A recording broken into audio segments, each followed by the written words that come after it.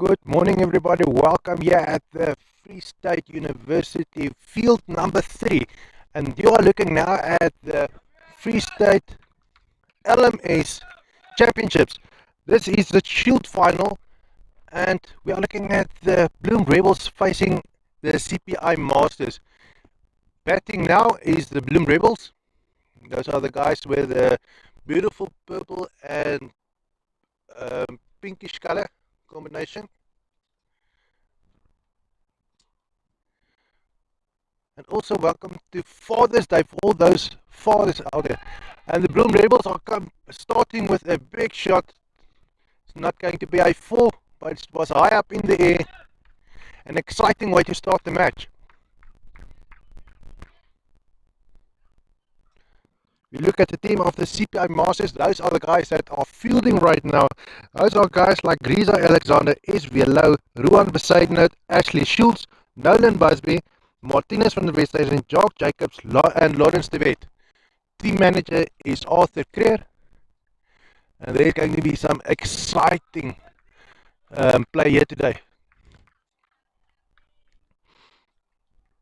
Famous people here in the CPI Masters team are people like the Knights player Ashley Schultz, and I'm pretty sure that Risa Alexander or Rowan Besaidnout either play for the Knights as well or on their way to play for the Rebels, because the way we've seen them playing earlier in this tournament, they were a brilliant addition to the CPI Masters team. And they only complement the likes of Jock Jacobs and SBLO.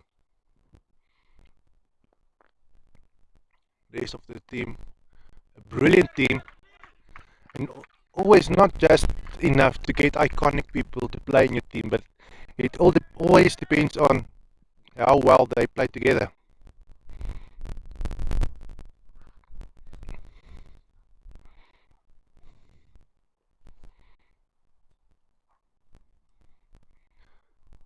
Zoom out a little to sharpen the image slightly. And the Bloem Rebels are really taking it here to the Masters. Sponsors of this match is Bloem Rebels, as well as one of the iconic sponsors here at the Free State or the Bloemfontein LMS Cricket is CPI. They sponsor, I think, like 5 teams. Got like the CPI Masters, CPI Challengers, CPI Hotshot, CPI Crusaders, yeah, to name a few. Always space for some more sponsors to come in, allowing your business brand to be seen by many. Probably one of the most efficient ways to get your brand name out there, especially if you are a new company or not that well known, because there are like between 23 and 26 teams just playing in Bloemfontein. They now are this tournament is being watched by the rest of the Free State. So it's towns like Kroonstad, Bethlehem, Vryburg.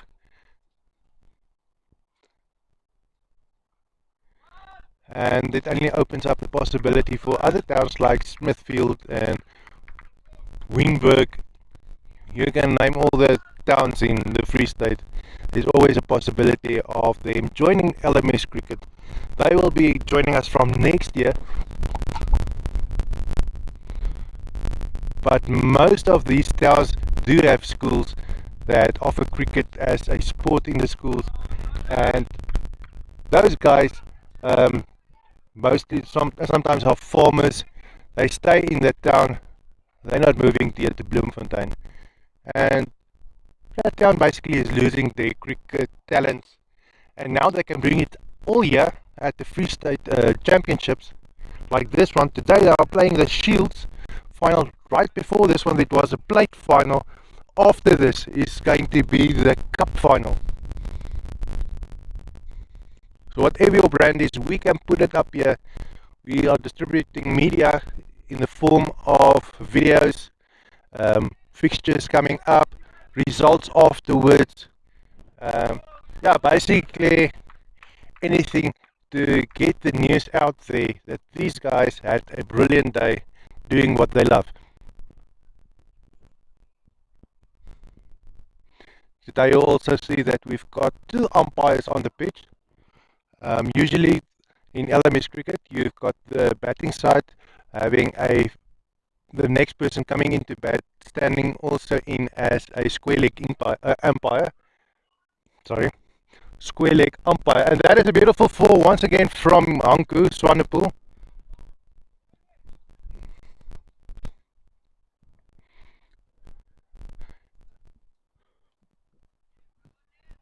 Which opens up the possibility for some dishonesty of the square leg umpire giving decisions that favor the batsman. And always the benefit of the doubt goes to the batsman, but in some cases the batsman might have been out and obviously his teammate is not going to give him out. That is frowned upon everywhere. That's not sportsmanlike, but it does happen.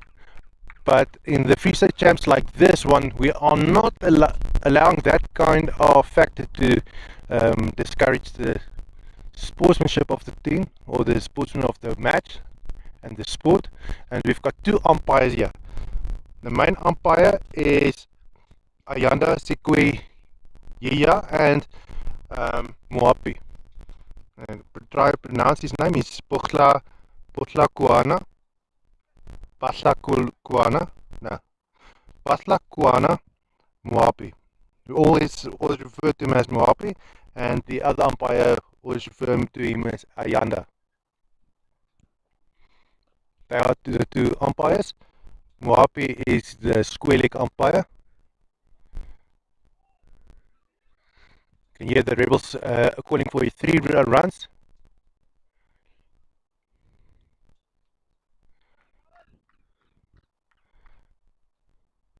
Quickly here, 2 overs done, busy with the 3rd over, and the projected score is 155.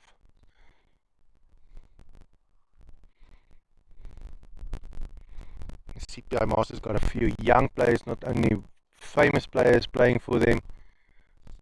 A lot of energy on their side.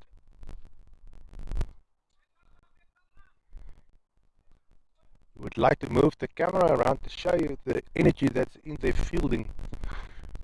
But then we'll be buggering up this probably too much. We're going to try it in any case. But yeah, there's so much to see here. Another beautiful shot that's racing to the boundary. Beautifully stopped.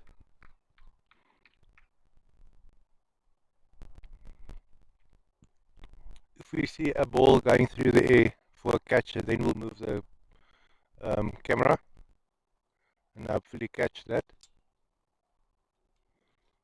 We successfully did that yesterday.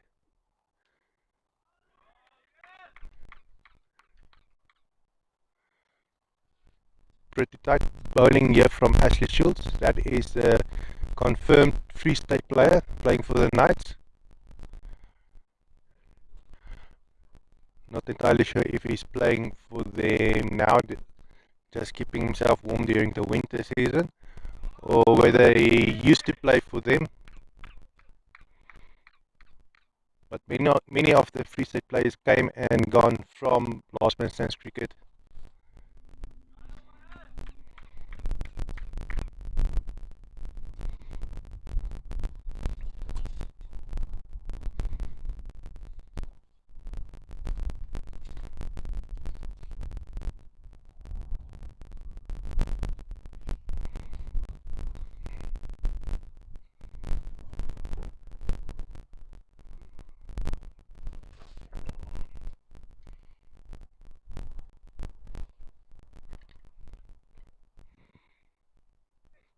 Just moving slightly as the wind direction keeps changing.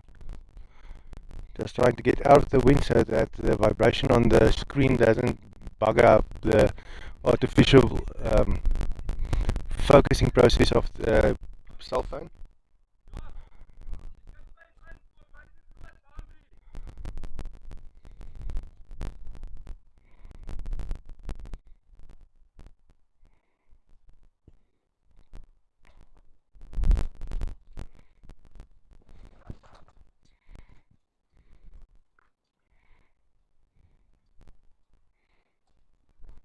That's a beautiful four by Hanku Swanepoel,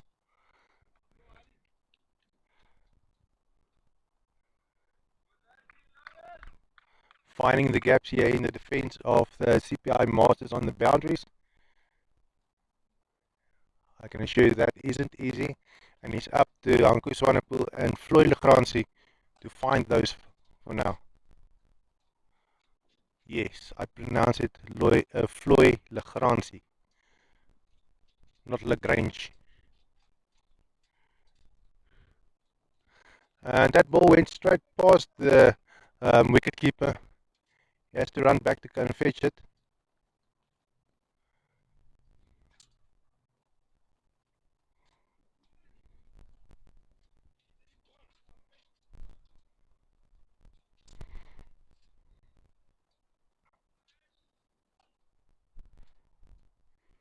Hopefully the wind won't become too much of a problem here today. We are set up a whole lot better. And that's a big shot. That is going to the boundary. Is it going to be for? No. That is going to be stopped like 20 meters in front of the boundary. A lot of energy here in the Masters team. Quick to the ball. Very nimble. And if you want to hit the ball to the for you have to be even more um, yeah, I'm not going to say talented because these are talented players on the pitch. You have to put even more energy into your shots.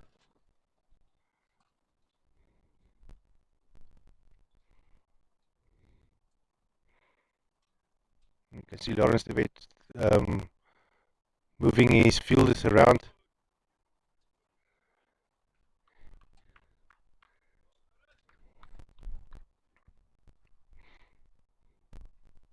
Somehow you can see there's a lot of experience in this Masters team. Their behavior and their body language is a whole lot different than what we've seen here so far this morning. Got extreme amounts of energy.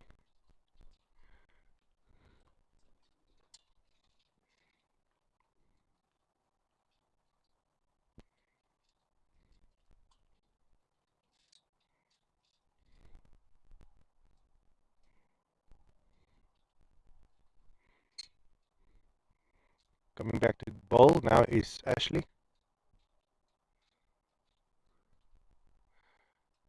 And he knows exactly where he needs his players, with his defense.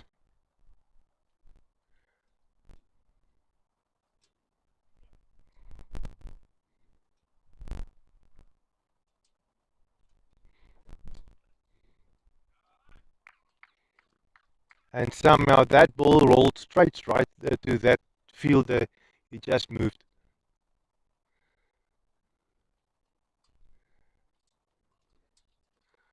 Can always wonder what goes on in the mind of these more professional cricket players. They can read the body language of their opponents like a book.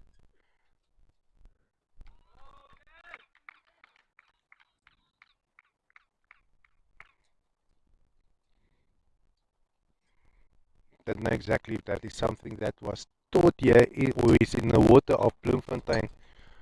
But we also saw people like Hansie Cronje in the past doing the same. Him no longer being here with us.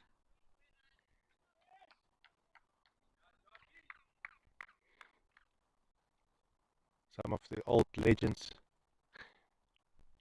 Just getting a bit of a sharper image when we zoom out.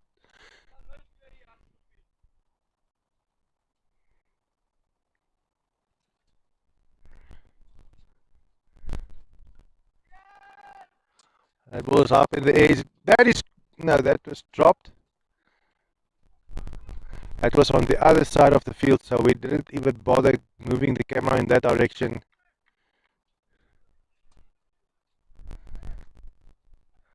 Just to give an indication of what we would have seen, would have been that. Yeah, probably could have worked. That guy with the yellow just dropped the catch. So we can try it on the outfield, on the other side of the field as well. That ball is up in the air. Is it going to be caught? No. The ball just dropped in front of him. But as you can see, there's a lot of energy in that movement of the fielders.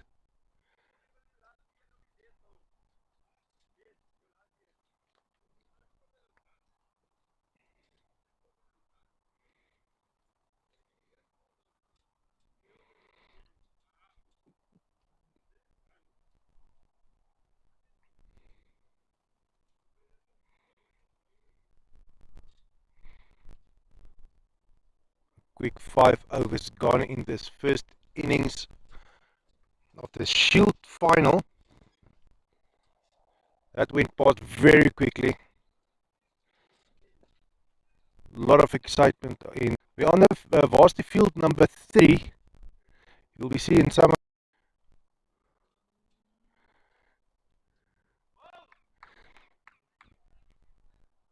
To explain better to those who were here in the Free State University, maybe who studied here.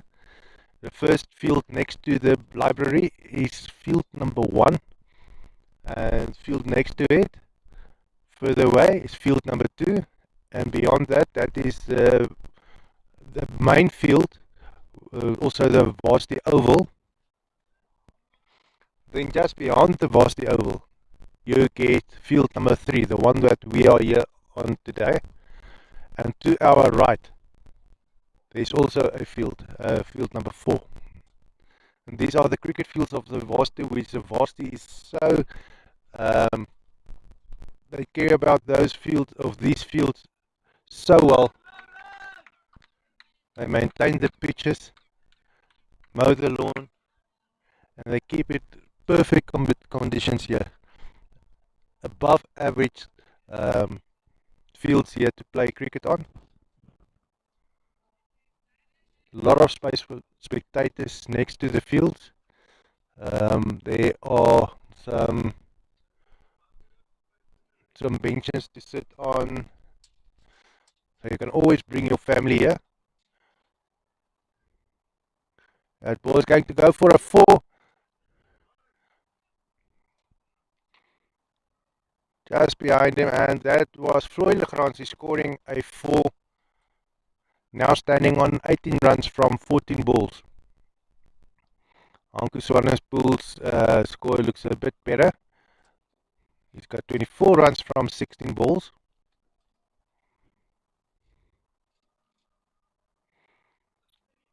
But Floyd seems to be catching up. Only 6 runs the difference between the batsmen. Lawrence de Wet bowling. He's putting extreme amounts of pressure on these batsmen. And they're going to retain the hold, or they're going to remain keeping a hold on the run rate.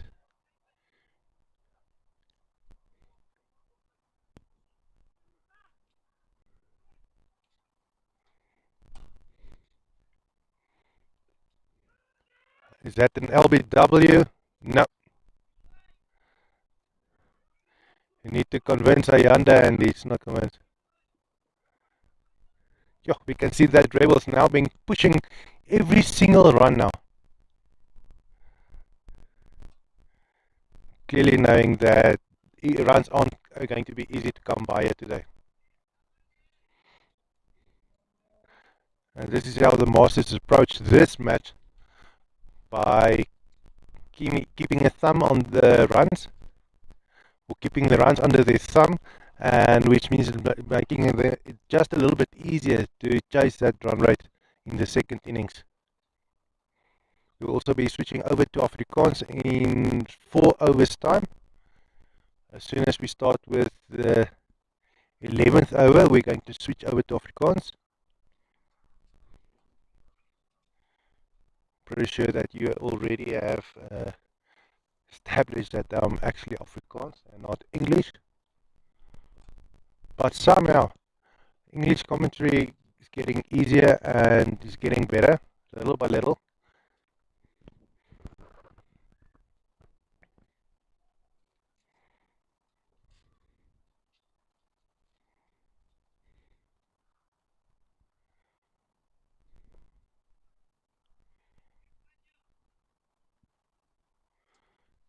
Ashley on the attack once again.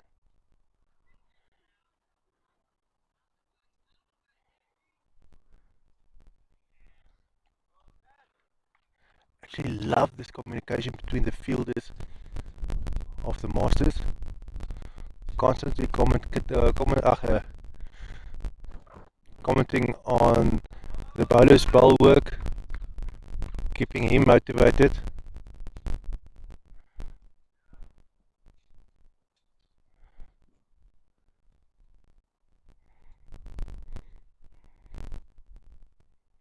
Sounds a lot different from the way all the guys spoke to each other yesterday in some of the matches. It was probably some fatigue and that is a 4, and that is Floyd hitting another 4. You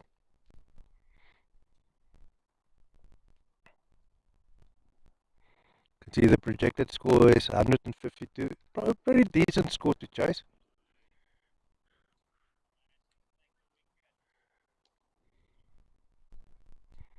And although the Masters are limiting the runs coming through, they aren't taking any wickets.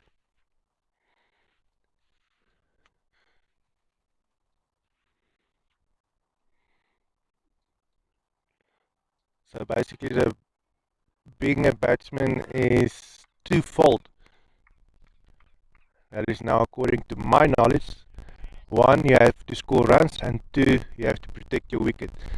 Now they're doing an okay job scoring runs for now. Not too bad, but at least they're scoring. But they are doing a brilliant job in defending their wickets.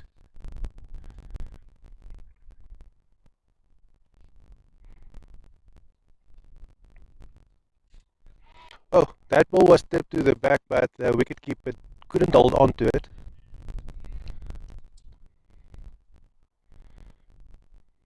You heard that tick up to here, and you can see on your screen the person on the white, totally on the left. He's got the maturity not to throw a tantrum for the wicketkeeper not catching the ball.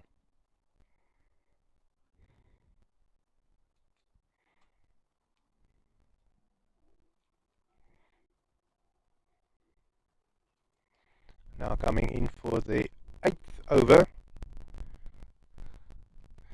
Let's see who will be taking over from Ashley. It seems like there is some kind of discussion with him and the next bowler. Martinez van der Westhuizen. He will be up. So Ashley gave him some pointers now.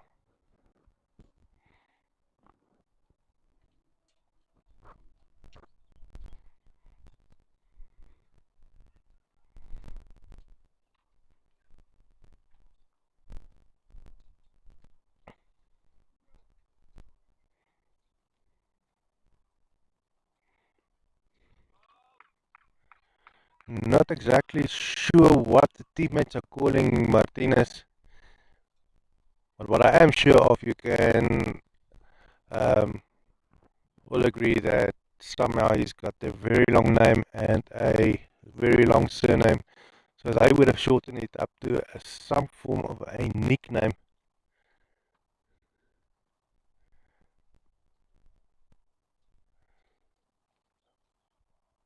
But we'll have to wait. We'll hear somebody calling it. And that's another nice shot from the Rebels, flipping the ball over his shoulder for a 4. Floyd showing his talent, his talent and the range of shots he can play. Rebels also one of the teams that played in the World Championships in Cape Town earlier this year in January.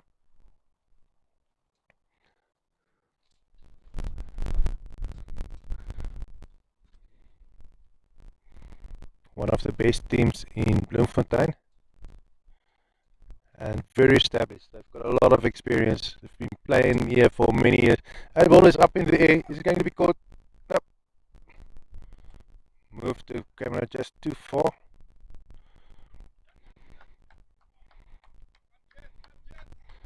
Martinez wasn't able to catch it, but we can hear some encouragement or some motivation coming here from the outfield. Nobody calling him out for not catching the ball.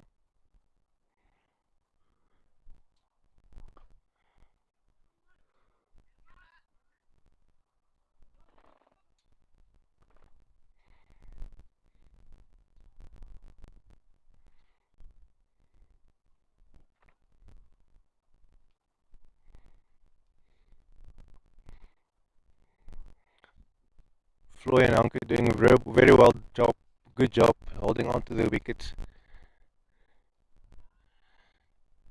showing these masters who's boss.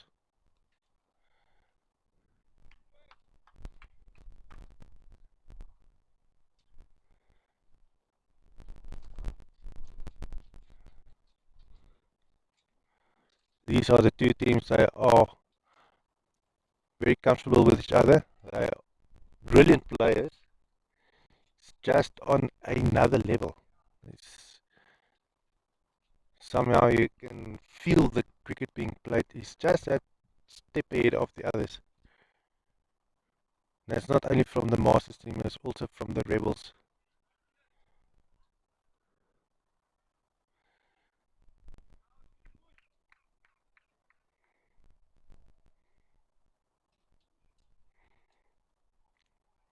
We spoke earlier about some of the legends that we've lost this year, and the Rebels are one of the teams that have lost one of their players. Out of respect for his family, we're not going to call his name.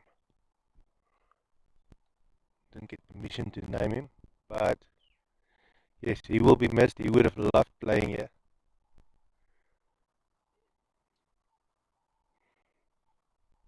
Some more excitement here coming from Rowan beside net.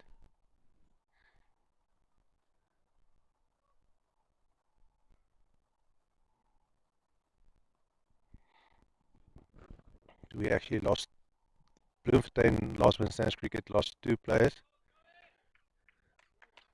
Just where life got in the way.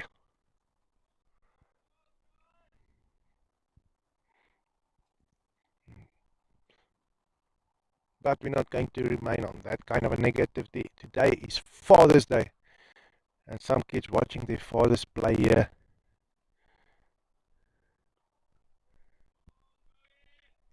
What what a better way to encourage your children having a healthy lifestyle, bringing them here, and we can see the families of the teams playing sitting next to the field. They are getting more and more as more matches are being played. More children, and in a while we're going to see more fires lit to grill some meat.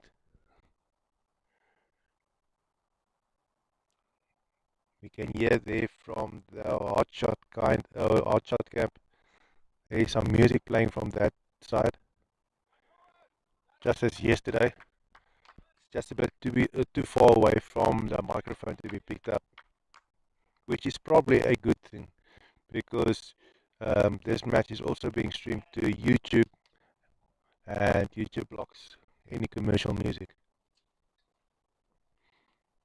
And then you won't be able to hear the music, but you won't also be able to hear my lovely voice.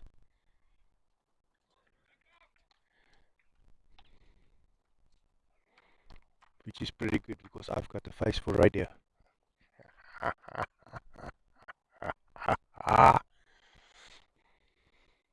Anyway, we're now in the 10th over. As soon as this over is done, we're going to switch over to Afrikaans commentary.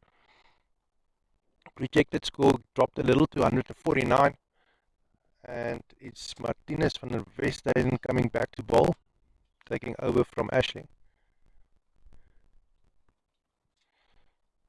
Batting is Floyd Legrandsie and Hanko Swanepoel. Between the two of them, they scored 67 runs. No wickets lost by the Rebels, and that's another shot high up into the air. But it's not going to be caught. It's stopped about 20 meters from the boundary.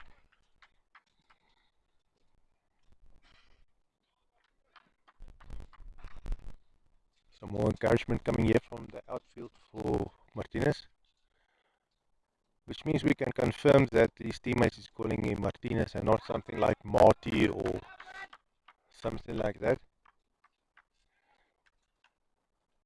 Maybe it's because of the new teammates that he has. Don't feel comfortable getting him a nickname yet, like the other teams.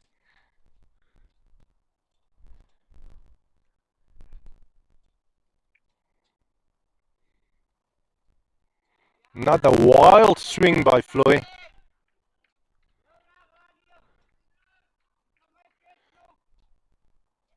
Stepping away for a second out of frustration.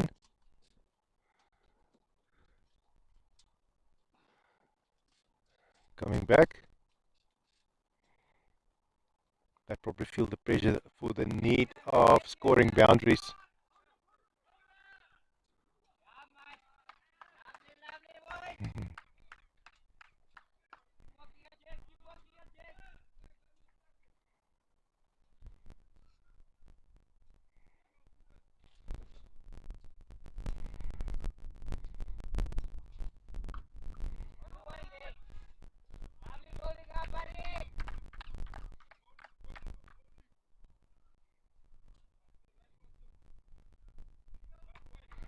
And that was the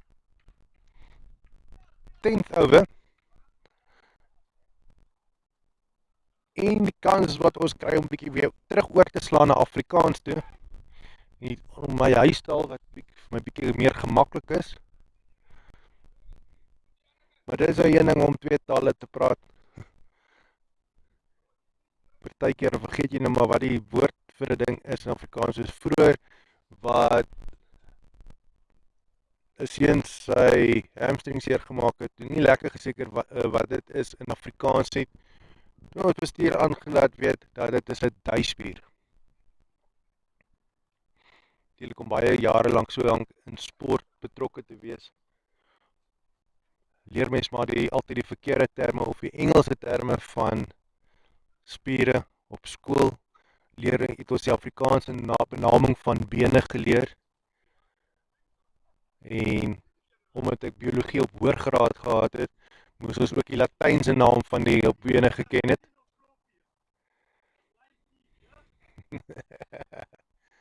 Hallo. Lekker. 70.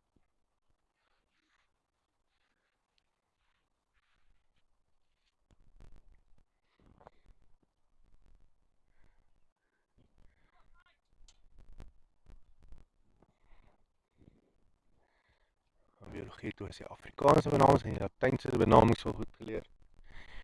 Dan kom ons na skool en gebruik ons die Engelse benamings.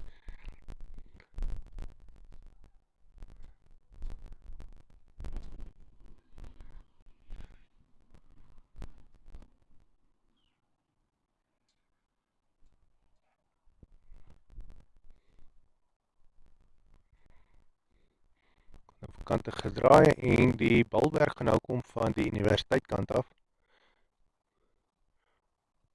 Nog steeds Vloei en Hanko die openingskolwers wat nog steeds staan.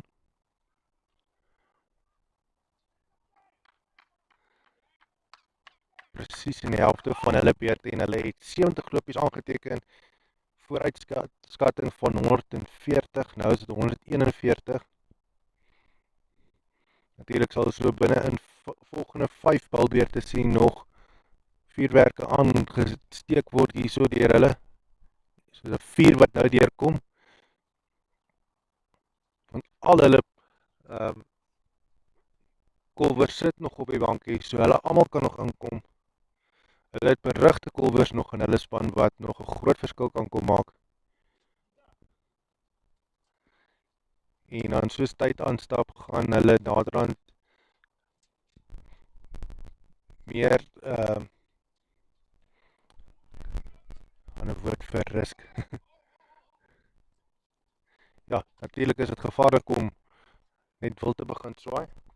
En ja, hulle gaan dit eerder nou wil 'n paaltjies wil aanhou vasklou vir ten minste nog so 3 balbeurte. begin rondswaai. Want ongelukkig is dit nou maar een van die feite soos koeie, dat jy kan nie lopies aanteken sonder sonder mense by die paaltjies nie. Dan moet iemand wees daar om die paaltjies aan, of om die lopies aan te teken, of dit met grenshoue is, en of dit nou hardloop is, maak die saakie, daar moet iemand daar staan, en as jy al jou paaltjies verloor het, dan gaan jy dit nie kan doen nie.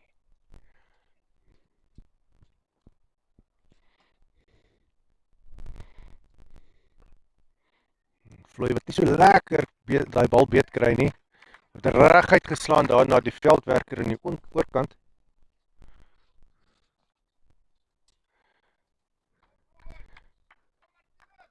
Natuurlijk, ek dink ook met die berigte veldwerkers wat hier op die kant staan, op die grens, gaan ons nie sommer lighoue sien verbykom nie. En dit is ook baie meer gevaarlik om lighoue te speel, as jy weet die veldwerkers baie bedrywig en laat nie 'n bal sommer val nie.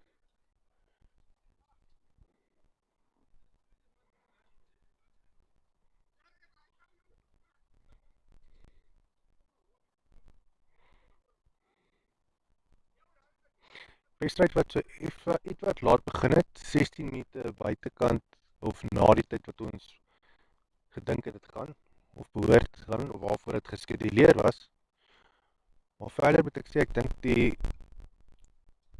twee umpires op die oomblik hanteer dit goed, en die bowlers kom redelik vinnig deur, so ek dink hulle mag dalk dit moontlik maak, dat die hele spelpatroon vir die dag op tyd weer gaan wees. Hulle speel hierso vir die skuld in die finaal, of hulle speel vir die skuld in hierdie finaal, en ja, hier is nog baie cricket wat nog hier gaan gebeur vandag. Die wat lus is om te kom, dit is veld nommer 3 in die universiteit. Vra maar net by die hek as jy wil inkom waar dit is. As jy nie weet dit is nie, jy het nie enige spesiale toegangs of kaartjies of iets nodig om in te kom nie. Dat weet nie die mense by die hek waar jy op pad is, en hulle gaan julle laat deurkom. Baie van die mense dink, ja, omdat dit op die universiteit is, die beheer hierso is baie goed. Dit is baie goed. Dit is net waarvoor hulle kyk, gaan heel waarskynlik nie in jou voertuig wees nie. Kyk of julle mense hierso uitsmokkel. Iets anders as julle kinders wat dalk in die slaap geraak het langs die pad, maar hier is nie kinders wat op die universiteitse gronde rondloop, so dit is nie so 'n probleem is vir hulle nie. En kyk ook nie of jy laboratorium toerusting hierso uitry nie, wel, die is ook die laboratorium toerusting hier langs die veld, so dit gaan nie 'n probleem wees nie.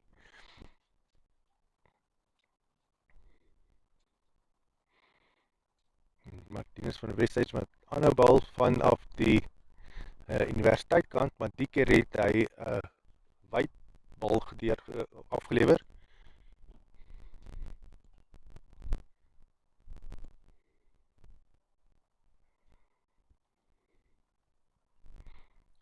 Lopies wat lekker, baie mooi beperk word hier so deur die Masters.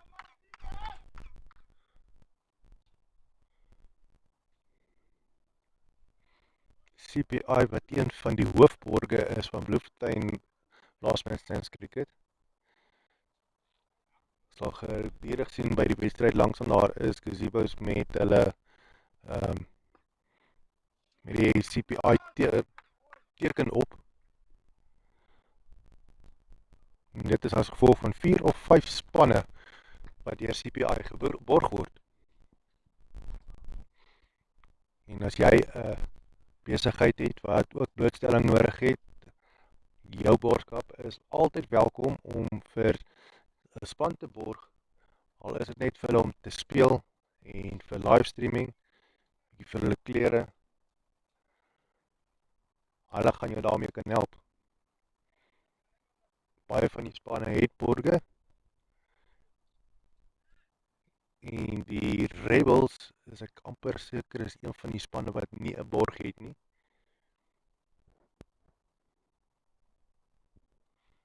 Baie keer die naam van die span gee ook 'n aanduiding of hulle 'n borg het. Soos byvoorbeeld die Masters, hulle is die CPI Masters.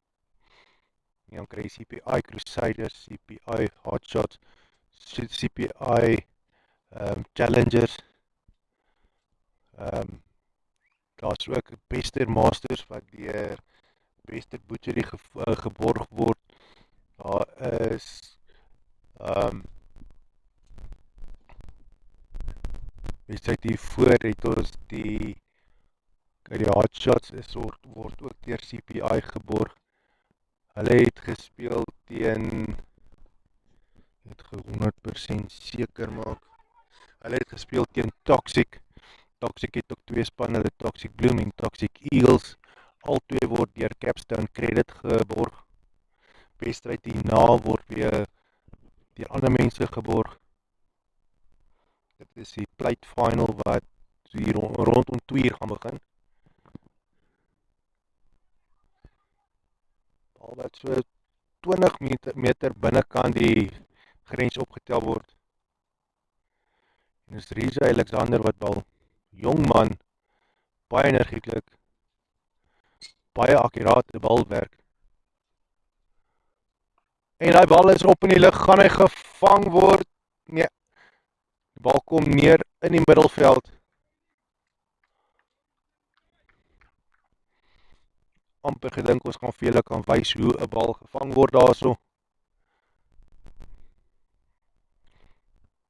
Die was nou ongelukkig net die een van die geleenthede nie. Ons het lekker reg gekry gister.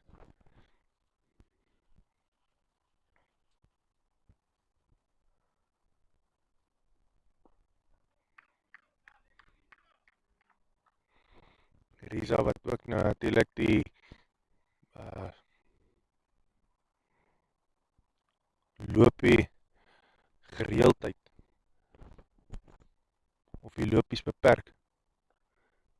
Nog 'n bal wat na die grens toe geslaan word, maar hy lyk asof hy gestop gaan word 5 meter voor die grens.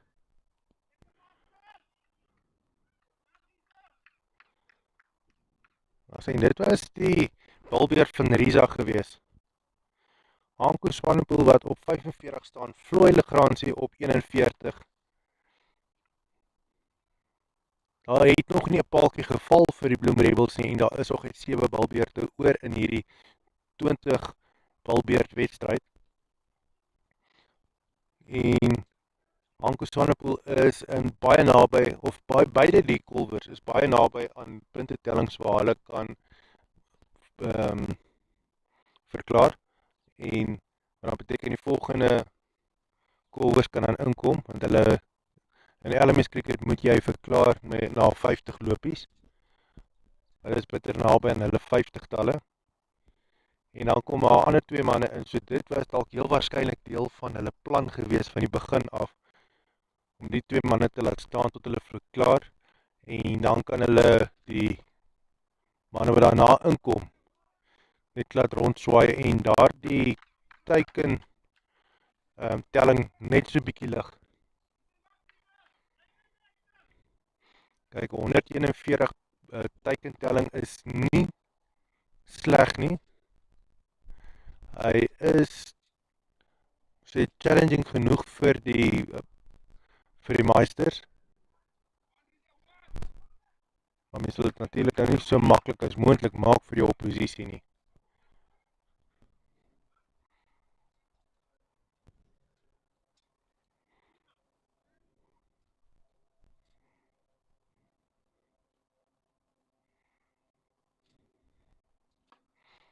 Nog 'n bal wat hard na die kantlyn of na die grens toe geslaan word, maar hy word gekeer so 10 meter binnekant die grens.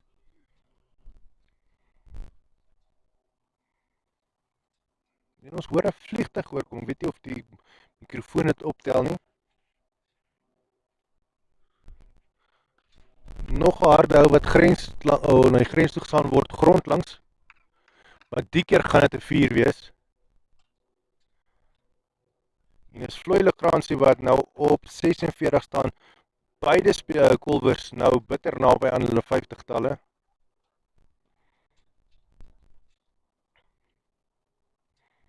Hulle gaan skaars 'n span kans gee om gemaklik te raak of om 'n Kolber gemaklik te maak voordat hy ook 'n nuwe verhouding moet opbou met sy spanmaat. En van die rede klink dit ook net reg.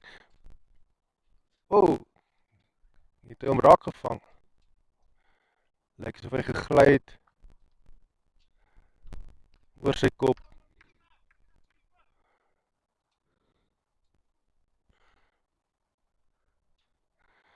Risa wat gegaan het, lyk vir 'n vangskoot, maar die bal is oor sy kop.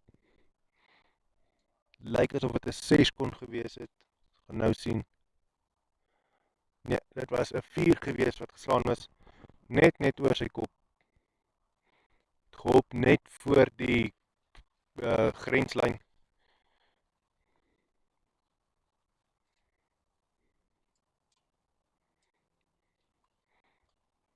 Om meer gefokus op hom wat daar so op sy sterre gelê het, gegly het op die gras. As ek gekyk het na wat die skeieregter Ayana met sy hande gemaak het, of het wys of dit 'n 4 of 'n 6 is, maar hier onder op jou skerm kan jy sien, hierso wys die laaste 10 balle wat gebal is, wat gebeur het daarso, en ons kan sien, ons moet oploem, dit is 'n enkel loopie, enkel, dubbel, enkel, en dan 2 viere.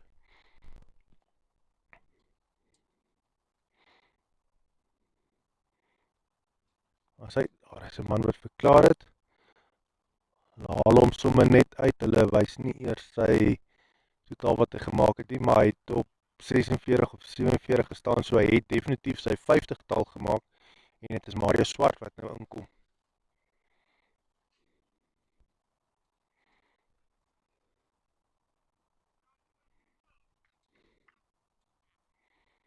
Gaan nie lank wees, ons sien Hanko Swanepoel is op 47, word ook nou na hom gebal. Hy gaan ook natuurlik wil verklaar vir 'n 4, maar die bal gaan verby die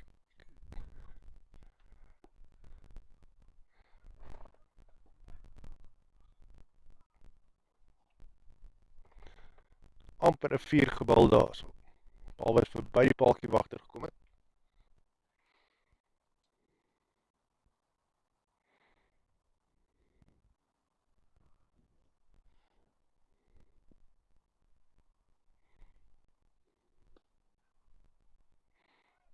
Met 'n aanleiding van die spoed waarmee Risa bal.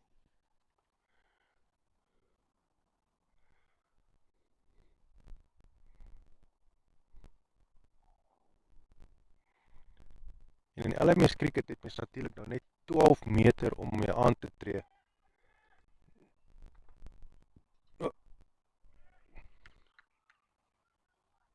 Maar dit is 'n bietjie vies daar, lyk my dat hy is baie bly dat hy die bal gevang. Mens is nie altyd seker nie, maar hy is baie, kyk hoe vier hulle dat hulle Mario Swart se paaltjie gevat het. Hy is uit vir lyk amper soos 'n eentjie.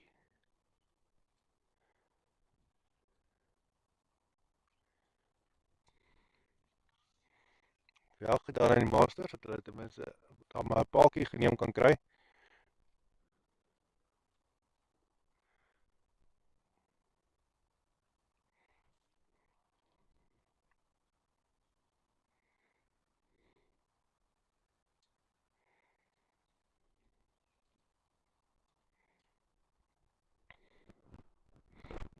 Net so 'n bietjie meer as 5 bilbeerte oor in hierdie wedstryd. Of in hierdie beurt. En ek seker dit gaan 'n baie lekker tweede helfte wees. Tweede beurt hierdie om te sien hoe hierdie jong manne hulle kolf. Natuurlik, hoe willer jy swaai, hoe makliker gaan jy jou paaltjies verloor.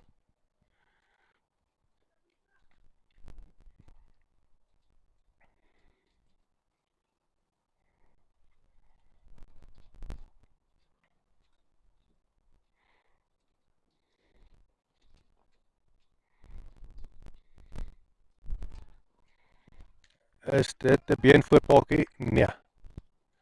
Risa het baie hard skreef vir daai.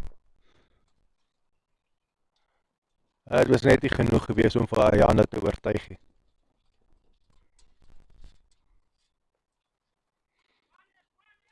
Nog 'n probeerslag vir 'n grenshou.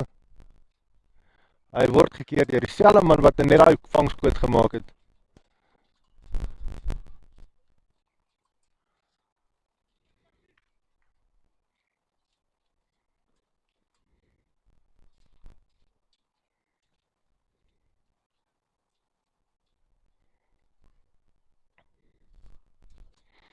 Nou is dit nog net 5 balbeurte oor in hierdie wedstryd. 5 lopies, 5 balbeurte per beurt natuurlik. So met ander dae is nog net 25 balle oor.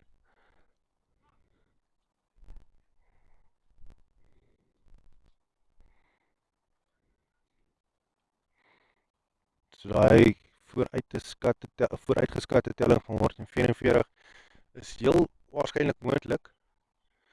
Maar ek kan verseker wees dat hulle gaan nou hierdie puntetelling wil lig of die runrate wil lig.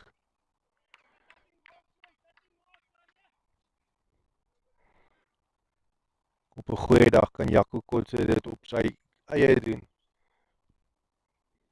Groot man. En die Rebels is berig vir hulle groot manne in hulle spanne. Wat om 6 te slaan lyk vir hulle soos 'n stapie in die parkie.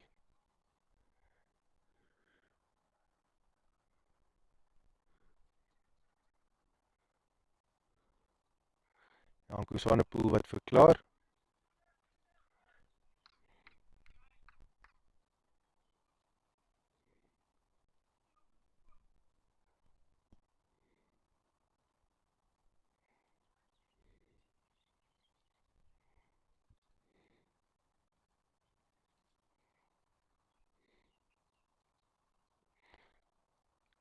Saam met Jaco Kotse, ons kyk wie is wat saam met hom gaan kolf.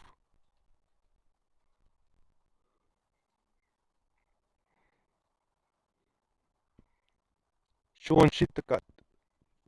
Hier kom moeilikheid. Sean ook baie berig vir die groot tellings wat hulle aangeteken word, was deur hulle. Hulle is nou een van die spanne wat nou nie gereeld vra vir livestreaming nie. Gewoonlik afkeer. So as gevolg daarvan ken ons nie die spelers so goed nie, maar ons kan altyd gesien het die speler van die wedstryd, so ons Sittekat het hulle gereeld ingeryg, saam met Jaco Kotse.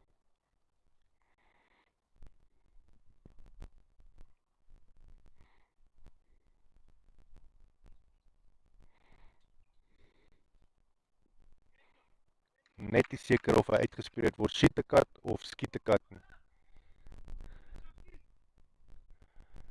Natuurlik seker ook een van daardie spellings wat in Afrikaans en Engels verskillend gaan uitgespreek word. Alhoewel ek seker het is 'n sekere Nederlandse van.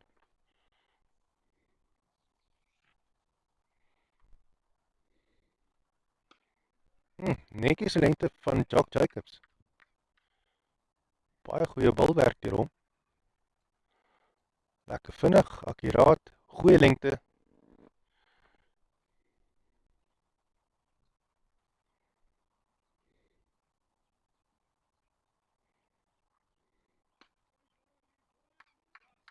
Hy kan ook 'n lekker wip uit hierdie mat uit.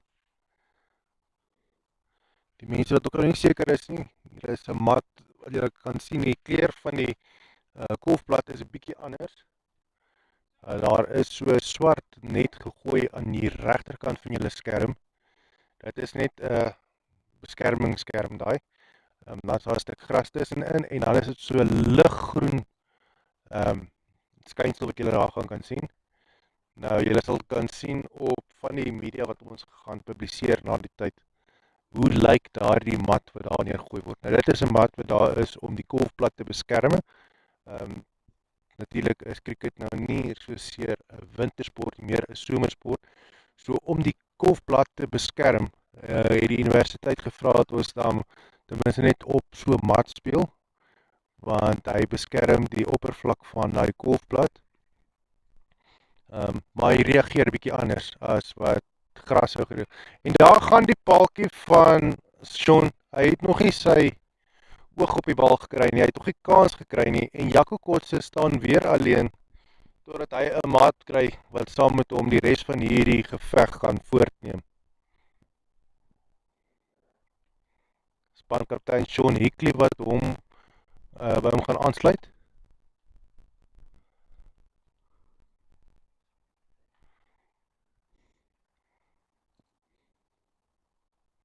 Ook 'n baie berigte speler, Sean Hickley. Een van die mees ervare spelers in Bloemfontein. As ek dit nie mis het nie, is hy die enigste een saam met Arthur Kreer wat meer as 300 wedstryde al gespeel het vir Laasbensins Cricket. Natuurlik het hulle nog meer gespeel, meer in hulle lewens gespeel nou al. Want hulle loopbaan het natuurlik nie begin hier so by Laasbensins Cricket nie.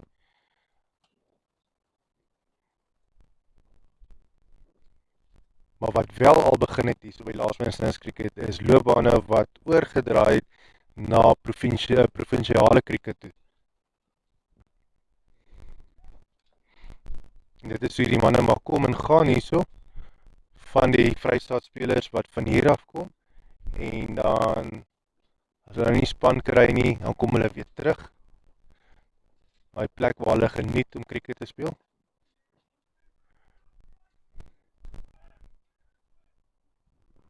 Dit is Werner Swarts wat gekom het. Nie Sean Hickley, Sean Hickley nie. Ek sê dit lyk nie so Sean daai nie. Hierdie bal hardloop weer vir die grens by Gatti maak nie. Ja nee, bietjie te ver gedraai. Bietjie oor optimisties gewees van hoe ver die bal gerol het.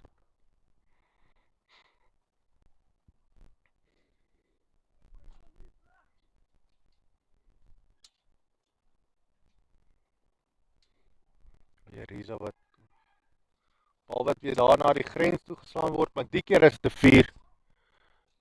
Jaco Kotse wat sy grenshoudtelling nou begin open, of sy rekening van grenshouer nou geopen het. Werner Swarts moet nog, maar hy is ten minste al van die merkie af.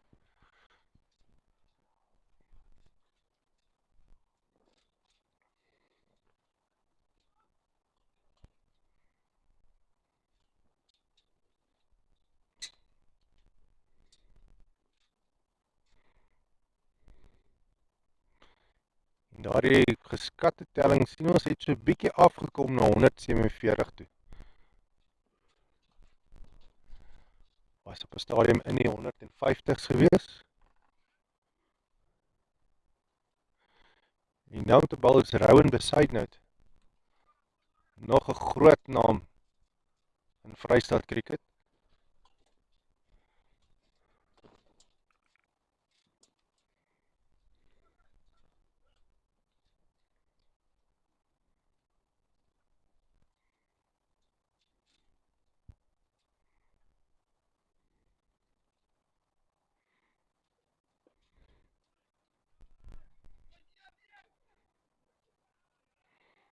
Ja, Kokosse wat, of nie, is Werner Swarts wat 2 lopies van daardie aflewering gaan kry.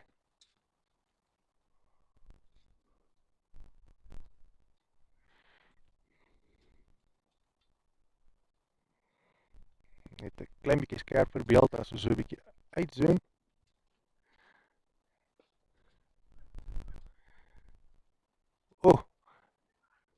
Iets wat ons nie gereeld sien nie van hierdie span, 'n bal wat nie opgetel word op die kant nie. Engels met 'n misfield. Maar hy is ook mense. Net soos wat as hulle kinders het, hulle hou hulle ook Vadersdag, hulle is mense net soos ons.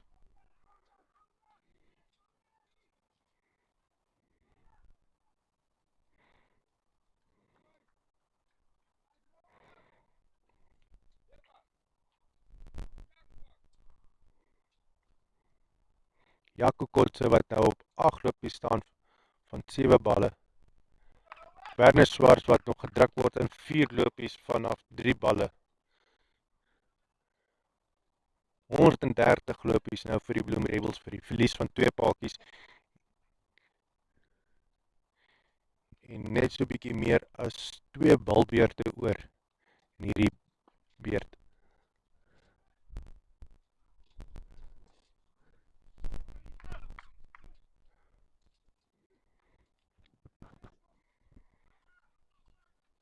Terugkom met 'n bal gaan Riza wees.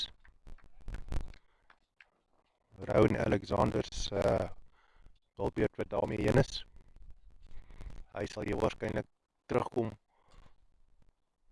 vir die vir die balbeurt net hierna.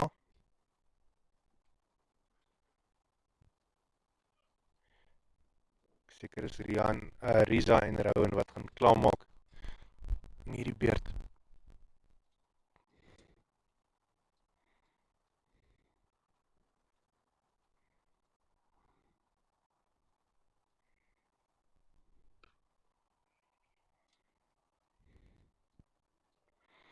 Riza wat sommer die bal self gaan haal. Hier in die middeveld.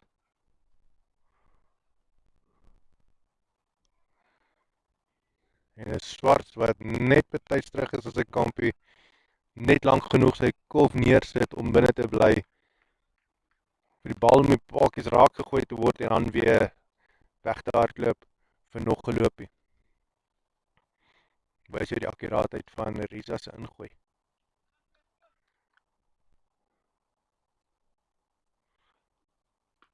Dit is nog 'n groot ou daai. Is 'n 4. Amper gedink het gaan dalk 'n vangskoot wees. Die bal was hoog geweest. Hoog deur die lug getrek. Geval net voor die grens.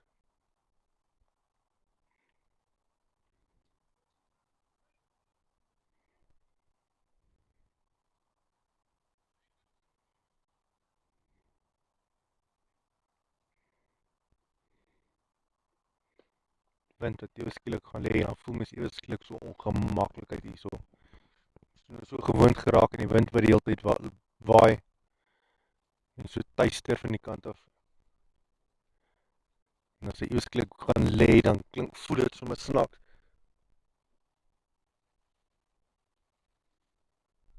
Maar ek voel daar kom hy nou daar weer.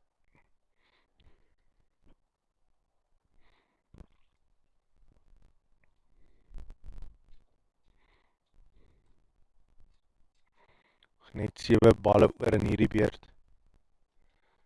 In die eerste beurt.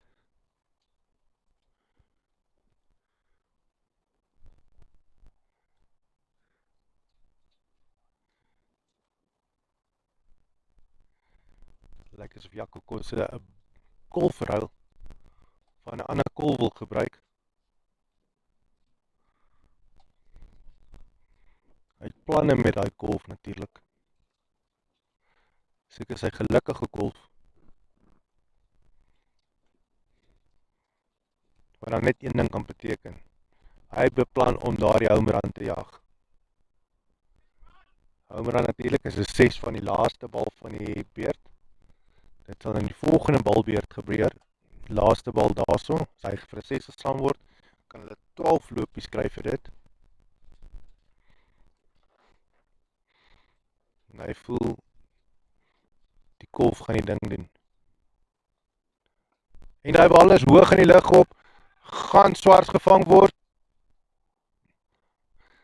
Lyk my het hom misgevang, Swarts bly gelukkig en dit is so oorgooi en die Rebels hardloop net nog 'n paar lopies.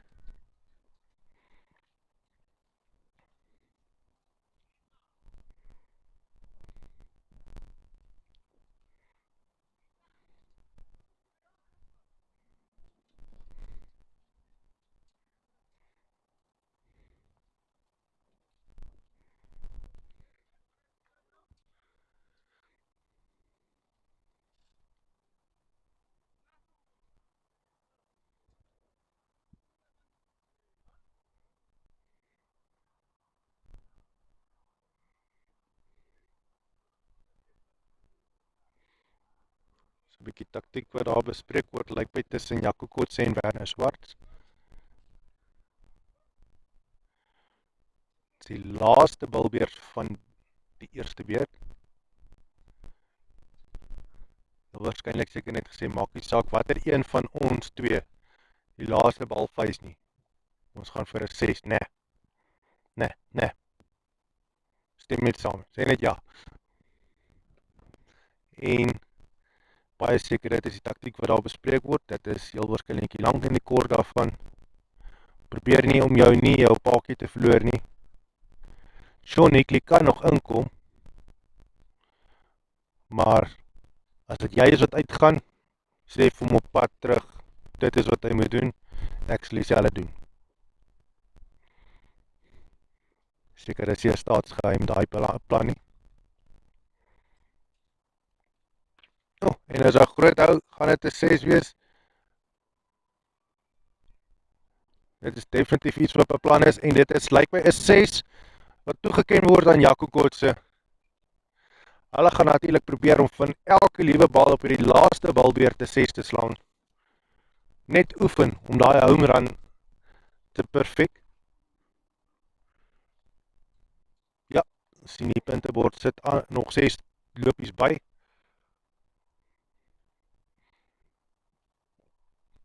Elke liewe 6 en grense wat hulle slaan, gaan net 'n bietjie moeiliker maak vir die meesters. In die tweede beurt. En daar wel hardloop reguit na die veldwerker toe.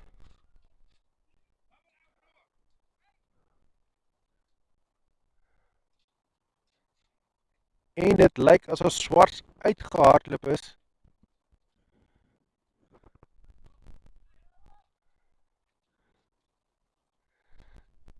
Netjies die veldwerk daar van Rowan aan die ander kant van die veld.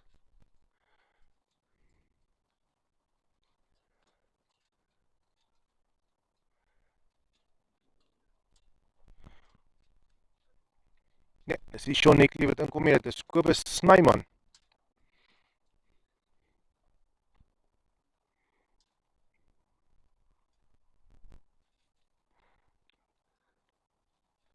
En dit lyk so baie asof Jaco Kotse gou vir hom vertel wat die plan is. Die staatsgeheim van die dag. Alom bekend as best scenario.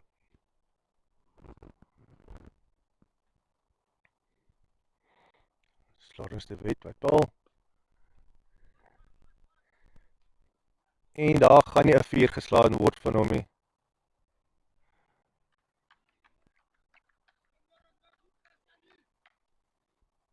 Baie lekker motivering hier so wat van die grens afkom vir Lawrence om aan te hou om so te bal. Gaan so voort, maat. Nog 'n bal wat direk na veldwerker toe gaan. So 20 meter binne die buiteveld opgetel. Teruggegooi sommer direk na die bowler toe.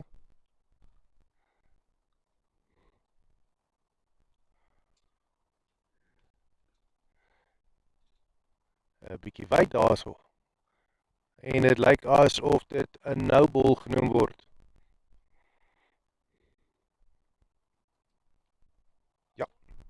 Ja, nou het dit as 'n no ball aangeteken vir ons. Kan dit onder op jou skerm sien, onder regs, net onder Lawrence de Wet se naam.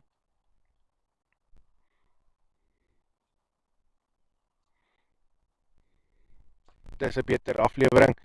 Hy bal word hard geslaan na die grens toe, maar hy gaan nie 'n grens hou wees nie. En so 10 meter binne kan die grens opgetel en teruggegooi na Lawrence toe.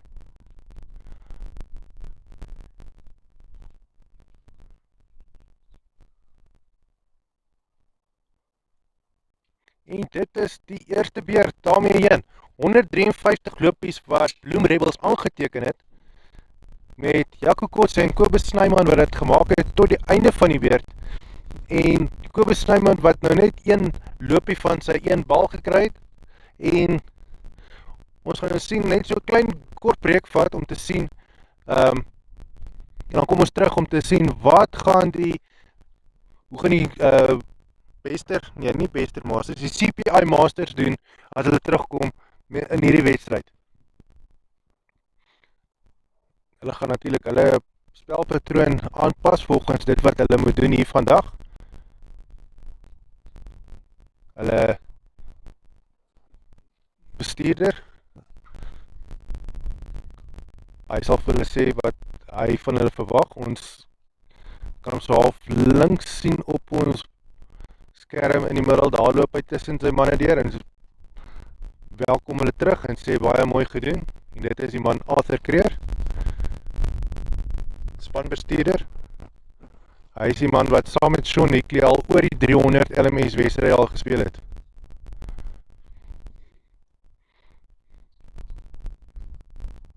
As hy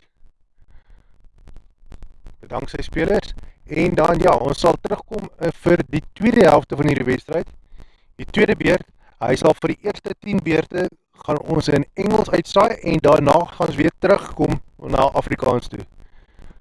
Geniet julle Vadersdag. Kry veel ietsie om te drink, ietsie om aan te kou, ietsie om te sluk. En dan gaan ons na 'n baie lekker tweede helfte van die wedstryd kyk. Rustig wees. Sien nou.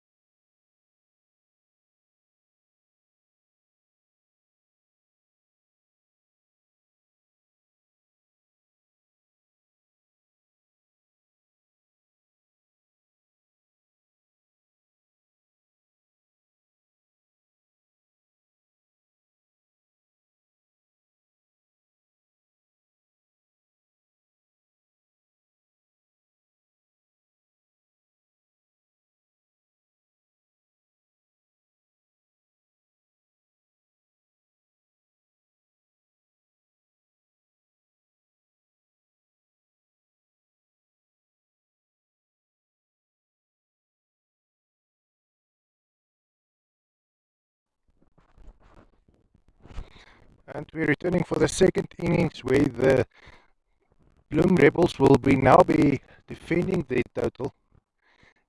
The CPI Masters attacking the 153 target.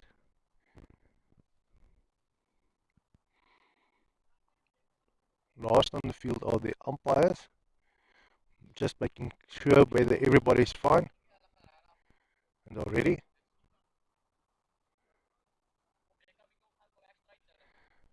And we've got some confirmation that it's not Shitakat, but Skitakat. You can hear that they are referring to him as Skita.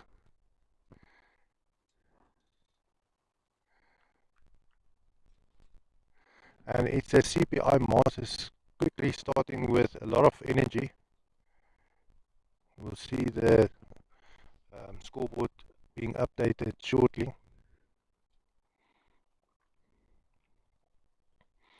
Second innings has started.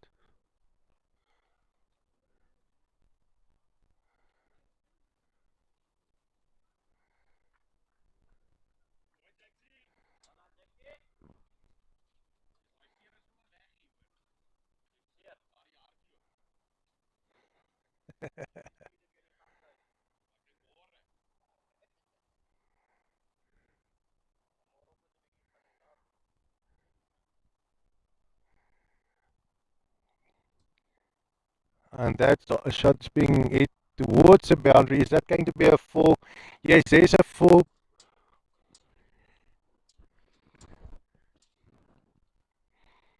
We will see shortly what's happening on the overlay at the bottom. It's not being updated at the moment. There's some delay.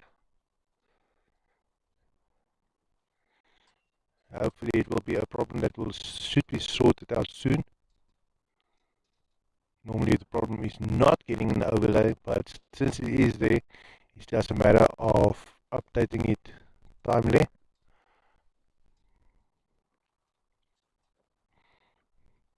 But that was a four and a quick few singles being taken.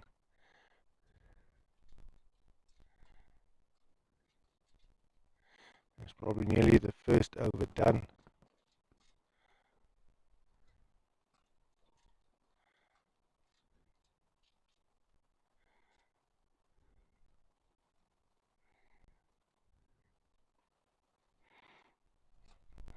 Was being played off the toes.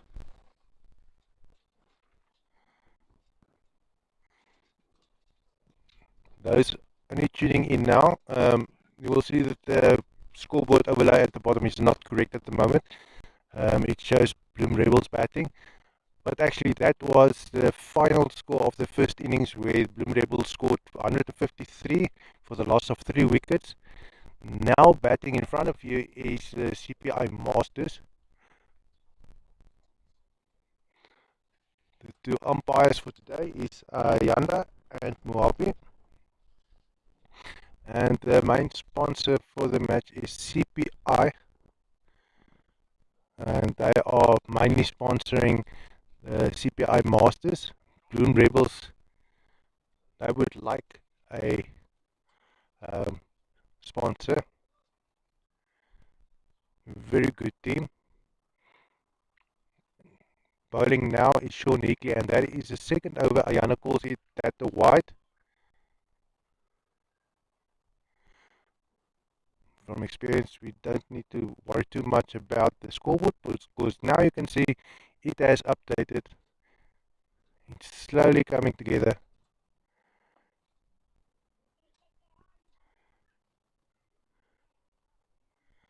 And it shows Kuba's name on bowling.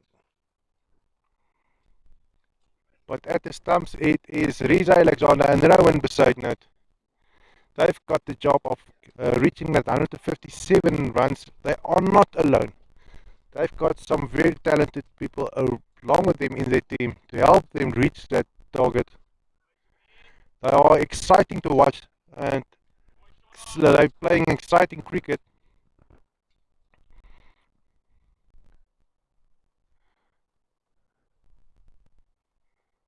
Yes, I thought that wasn't.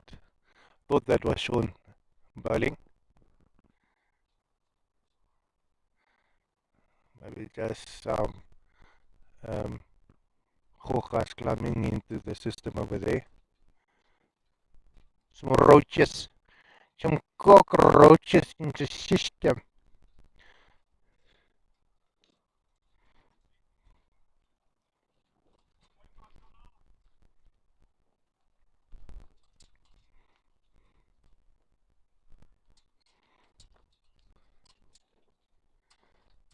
Looks like the delay on the app is getting less. So yeah, we're going to have a great second innings.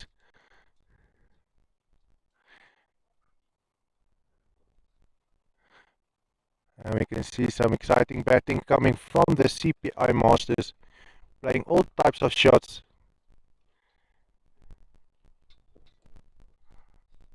Those are experienced guys enjoying the cricket, trying to do everything, wanting to go home tonight and say, I had a brilliant day, doing what I love, and I gave it my all. Because some of these guys are professional cricket players, and they don't always get the chance to do what they want to, and are limited by the captain's orders. Well, that probably will always be the case, but they've got a little bit more freedom when they come and play here. It was a second inning by second over done by Sean Negley, the captain and team manager.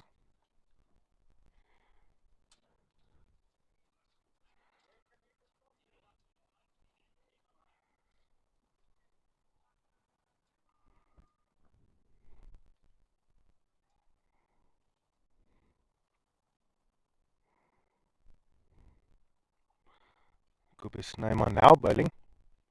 Oh, and that was nearly tipped. One can be very lucky from that delivery that he didn't lose his wicket.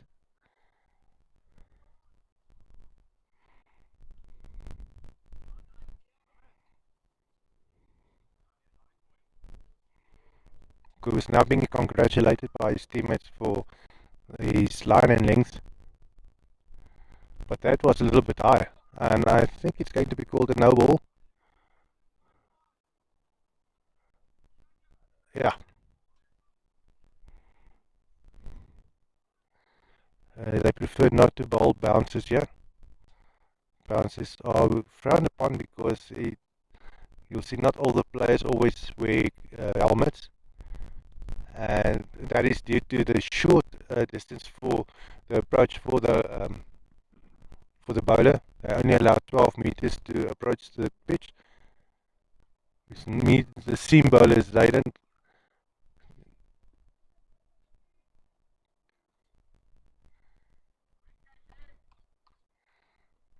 Yeah, it's a bit slow to that catch, but there was a beautiful catcher there on the other side.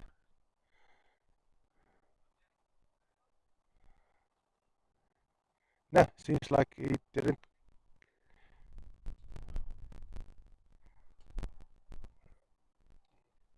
Okay, no, it was a no ball, so no catcher.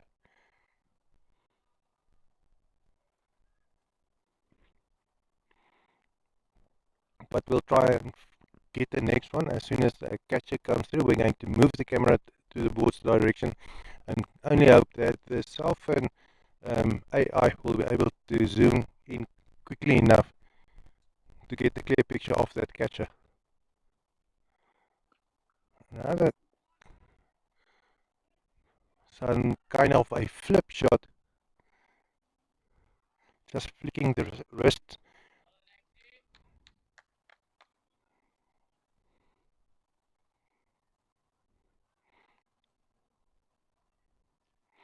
CPI Masters now standing on 22 runs from nearly 3 overs done.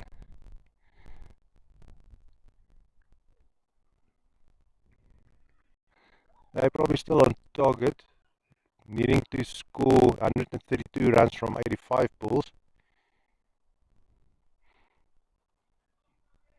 And they are probably doing exactly as they were instructed to play a little bit more conservatively for the first few overs. You can see on the other side of the field of the team manager passing the whiteboard.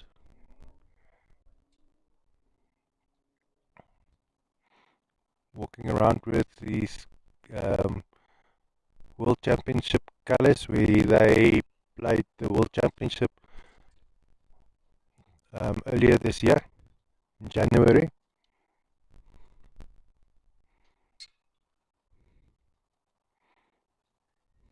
Looks like he's going to have a chat with some friends. Obviously knowing everybody around this pitch, having played more than 300, I think 370 matches, LMS cricket matches, together with the same guy bowling right now, Sean Nickley. Sean Nickley a little bit less than Arthur.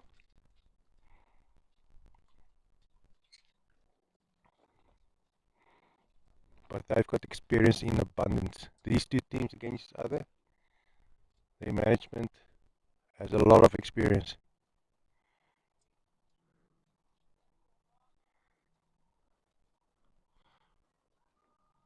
That's only tuning in now. We are looking at the Shield final of the free set. That ball is up in the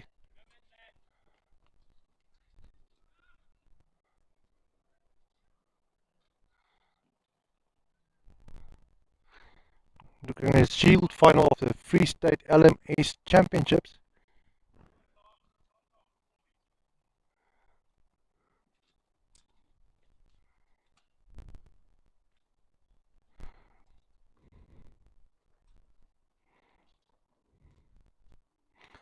And that is wide.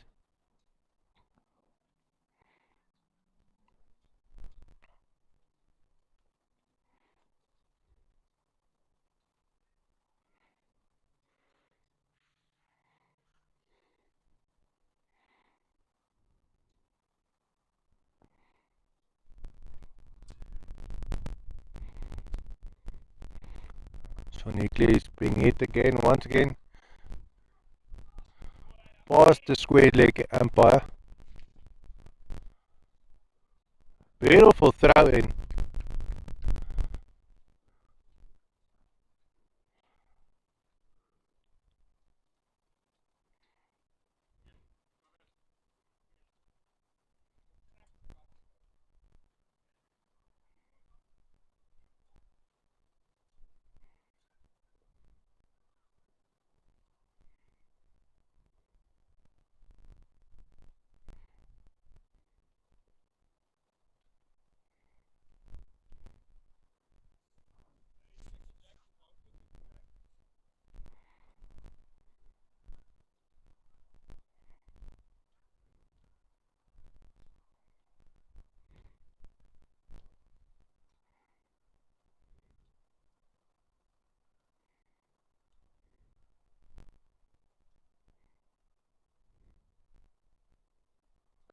That's another beautiful shot. That is going to be stopped 5 meters in front of the boundary. Beautiful fielding here by the hard shots. No, not hard shots. My Rebels. The Bloem Rebels now fielding pretty well. Doing exactly the same as the CPI Masters earlier on, where they tried to limit as many field boundaries to come through. Limit any runs coming through too easily. And they're doing a great job now. Putting some pressure here on the Masters.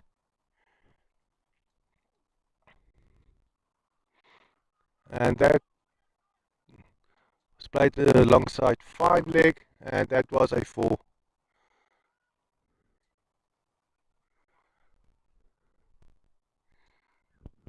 And then we can actually assume that a lot more of those are going to come through, since there is no fielder on that side of the field. And the pace of Kobus Snyman is enough just to, if you redirect that ball slightly, and nearly takes a catcher from his own bowling.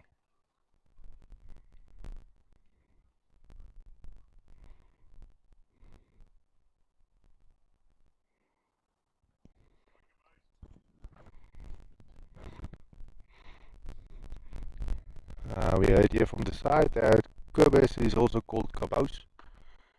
Another hard shot towards the fielder, been picked up here on the midfield.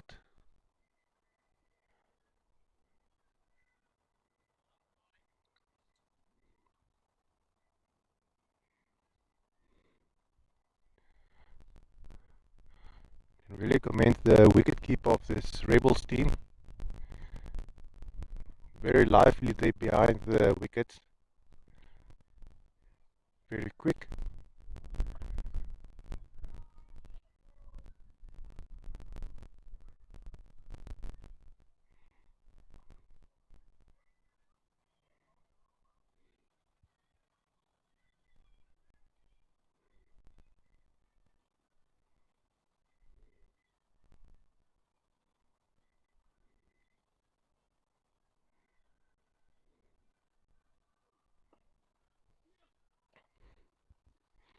And Masters are calling to run 2 runs. They're going to make it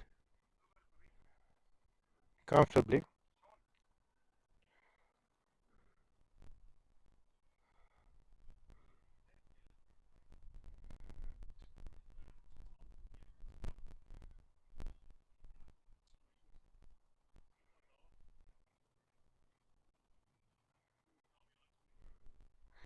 And there you heard the plan, the entire plan. If you were able to hear it, entire plan from Werner Schwartz to what he wants to do now from his bowling.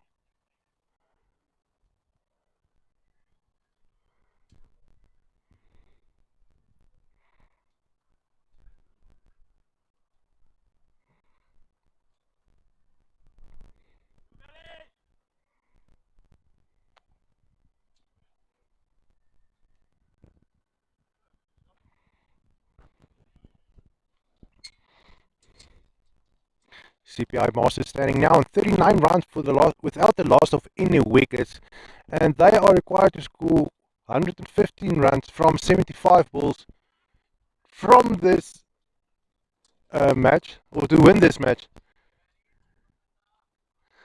And Werner Schwartz now being congratulated by Sean for his bowling, asking him to just keep it there, keep that line and length, because he's able to put the Masters under pressure.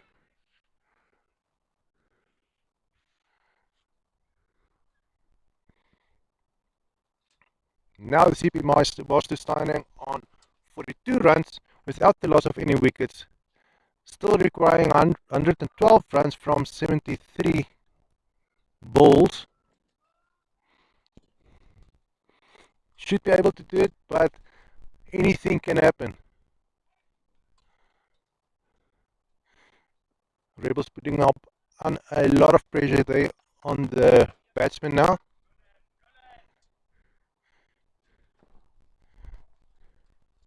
Not allowing any free runs to get through.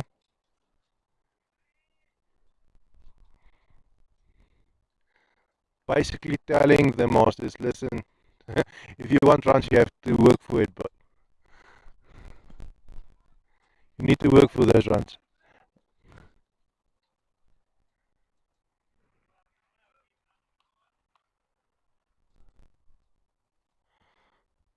Anku stopping the ball there about like 50 meters, 40 meters from the boundary. Maybe a little bit less, 35, 40 thereabout. And that one is up in the air. Is he going to be caught? No, it's falling in no man's land.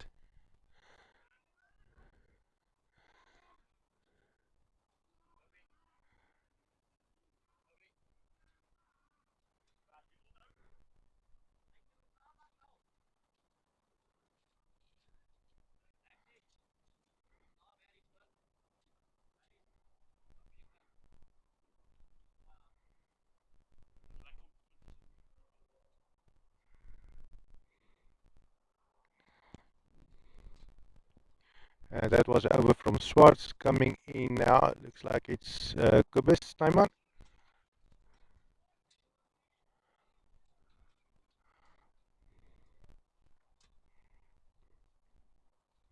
Ernest was saying that he enjoys bowling spin in this wind.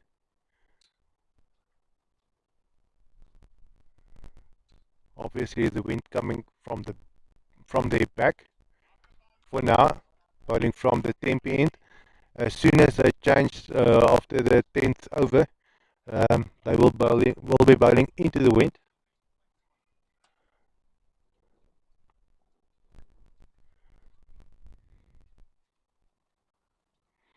Obviously, the wind was a lot of consideration in what side they will be batting and will be making part of their strategy before they started this match.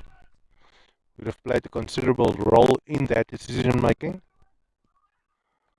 And there was an overthrow, but it seems like the Masters aren't going to capitalize on it. They're not trusting the aim of these rebels, knowing that they can hit the stumps from far out.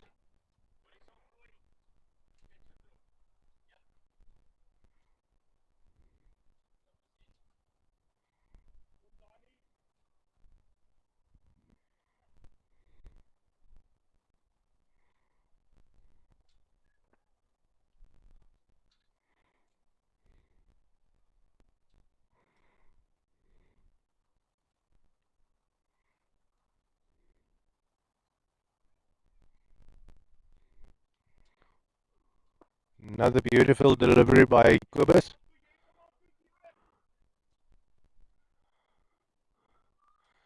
Beautiful intro from Kubis. Hanku.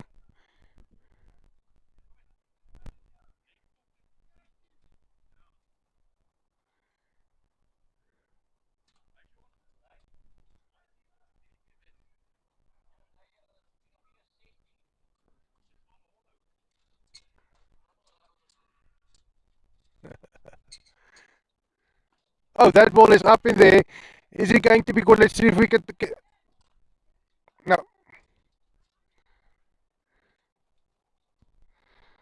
Ball just falling in no man's land. Thought that was going to be a beautiful catch.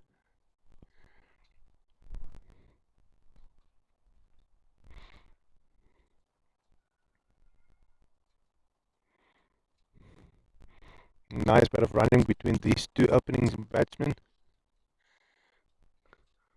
Get con. So that Swartz and Sean discussing the amount of energy these two batsmen have.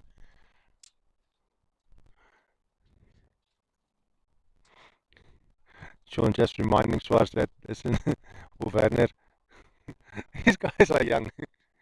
He's joking that they aren't even 16 yet. But yeah, they are obviously older than that. But no age requirement. We saw here, guys. Even I think Sean's son is playing. Very young guy.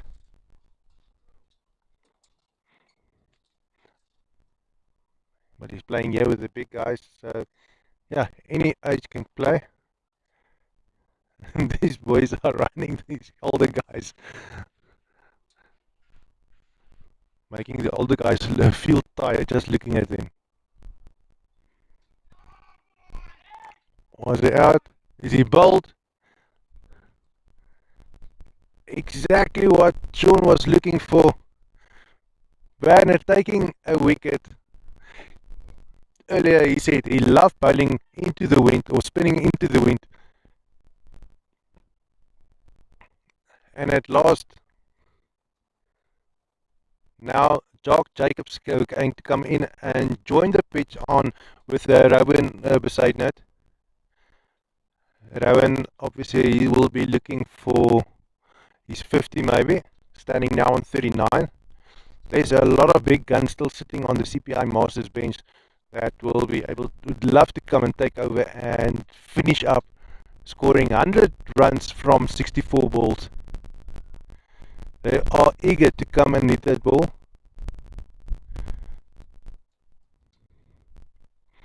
And I think if the my prediction is that the boundaries are going to come through a lot faster as soon as they've changed sides, because then they will be batting with the wind. Now the batsmen are batting into the wind.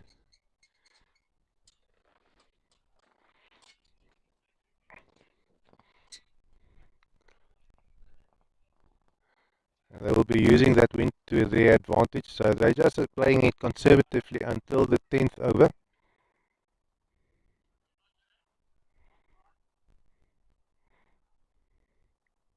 And it looks like that might have been the strategy, to rather run the runs while they are batting into the wind.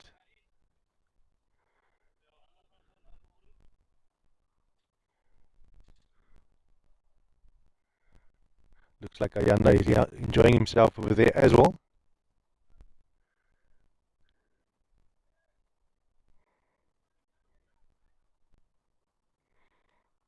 But Jock Jacobs probably bringing a lot of some more positive energy to the pitch.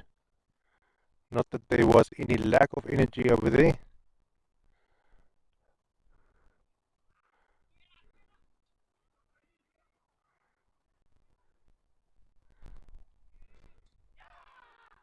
Is that a run out? That will now be up to Moapi on the side, who is standing on square leg umpire.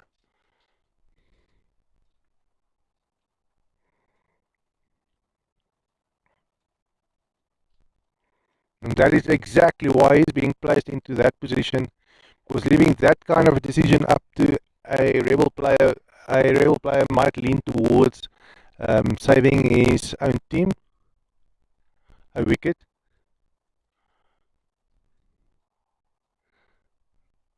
Having an umpire which is decided to one of the teams, and then the ball comes here for beautiful for Fosters.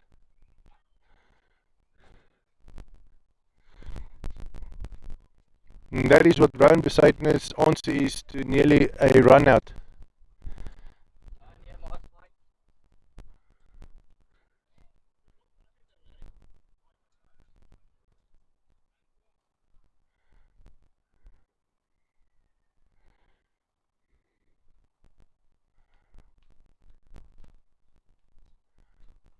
Another ball is that up in the air. Now it's going to fall in no man's land.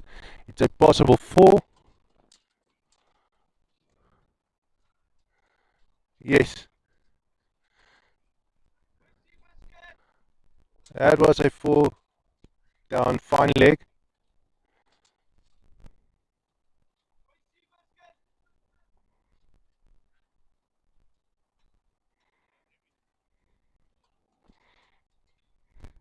And that was over for Werner.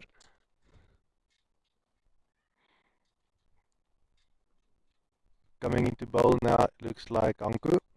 Yes, Anku Swanepoel. He did some brilliant fielding there on Cow's corner.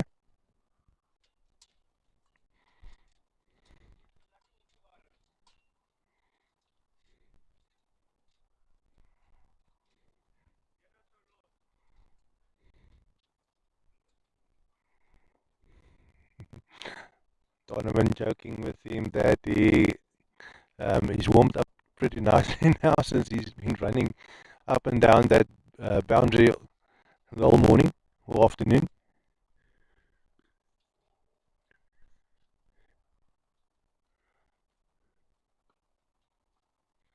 And that ball is being played straight, and Donovan will be picking it up.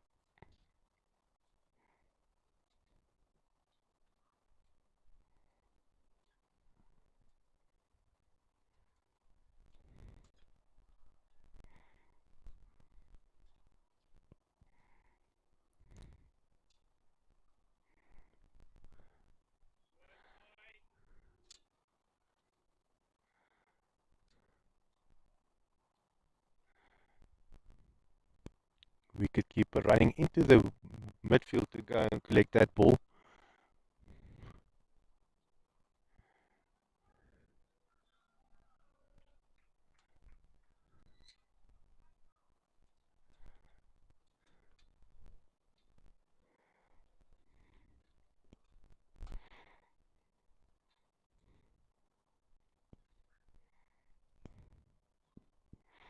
Man getting his 50, and SVL low coming into bat now.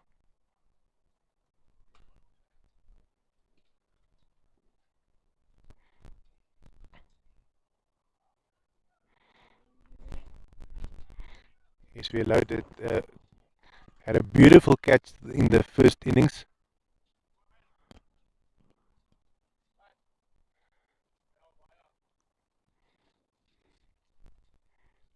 Very energetic guy, and we can only expect that his batting will be the same.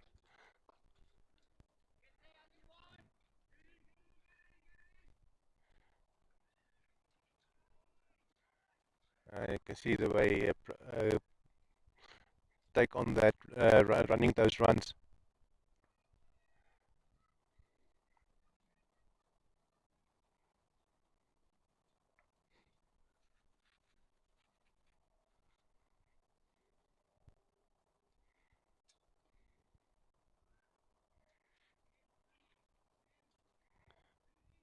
Jock Jacobs also picked up a Player of the Match award in the first round, which was played on Friday.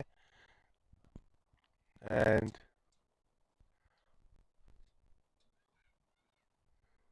yeah, playing now against Hanku Swanepoel, I'm not sure if he also picked up a Player of the Match award.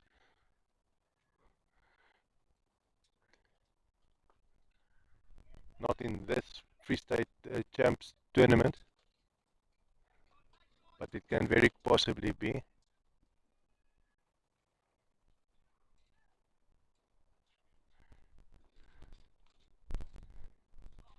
Beautiful throw in there by Schwartz. And Low just ducking out of the ball's way.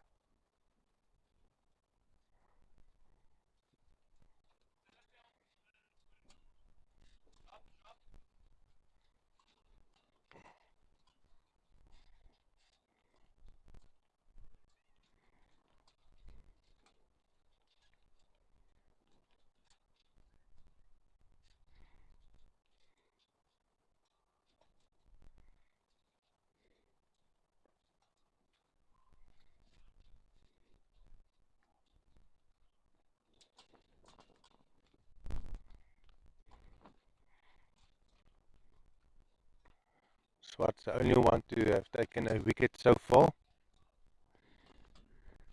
Now back trying to do the same.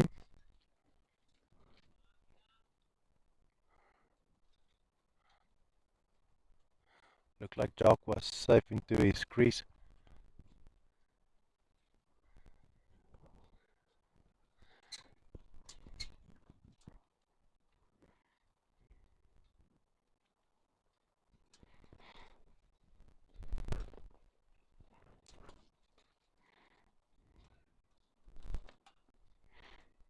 That ball now being played straight to Sean.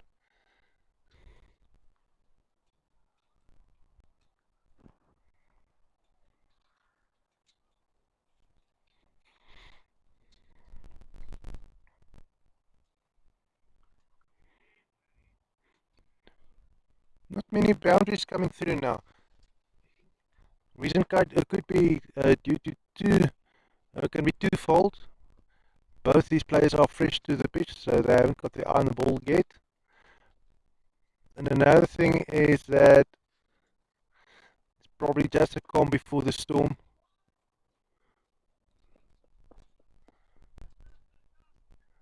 Going to change the pace in the next over, because then they will be turning and will be batting with the wind, which will make it a lot easier to hit straight shots and let the ball be carried further. Just helped out on a little bit by the wind. Like we said earlier today, it is a great possibility that a major factor in game strategy today is the wind. And normally the wind could have been broken up by the trees around the field, or some of it, but I'm going to pan left for you. so that you can see how most of the trees here look like in the winter. Even those behind where the fielders are sitting on the opposite end of the field, you can see there aren't any leaves on those branches. And the same over here, not many leaves on the branches over here,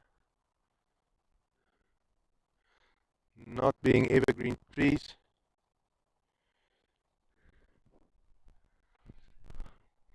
But they'll look a whole lot better when we are back into the summer months.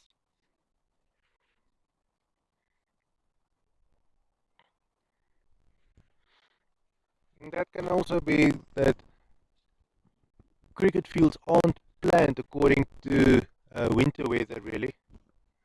The grass is being kept well brilliantly here by the university. And yeah, we can see there are some trees that are still green with some leaves on it. If we look to the side of us, there is some shade over here.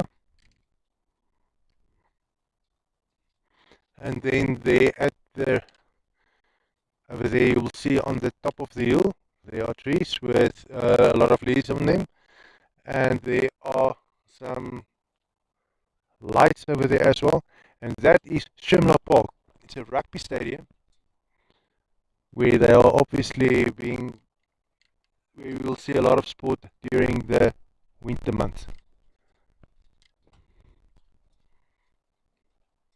And that is obviously rugby on the rugby field, and I'm pretty sure, I'm not exactly sure if they play soccer over there as well, but the university's got a lot of soccer fields as well.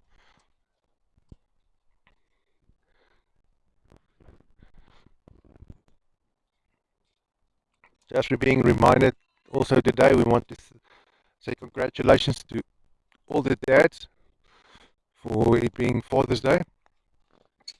That ball is up there, is caught, well done. Low losing his wicket to the wicket keeper. I think that is Floyd.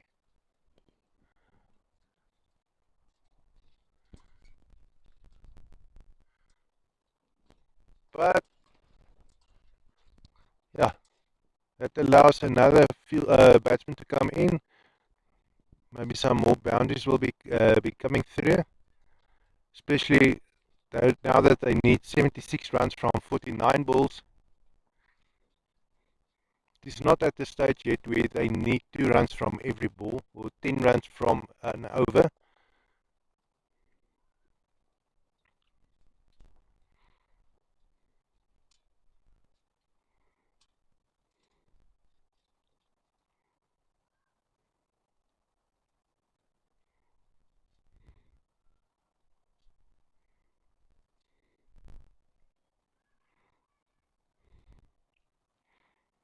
In fact, I think they only need something like 7 runs and over, between 6 and 7 runs and over.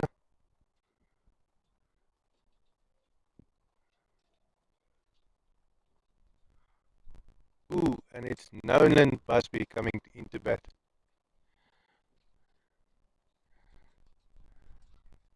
Some excitement brought back to the pitch.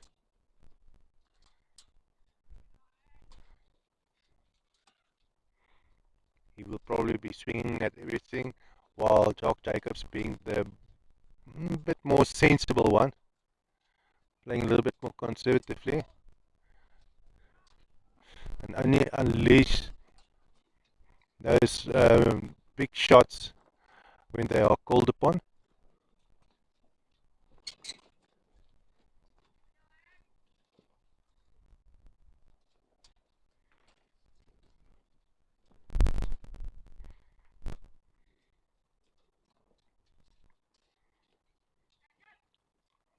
Well, nearly thought to be a catcher there. Didn't pan out exactly.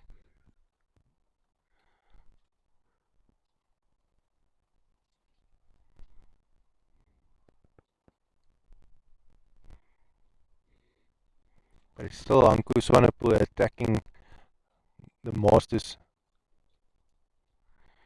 making it difficult for them to score boundaries.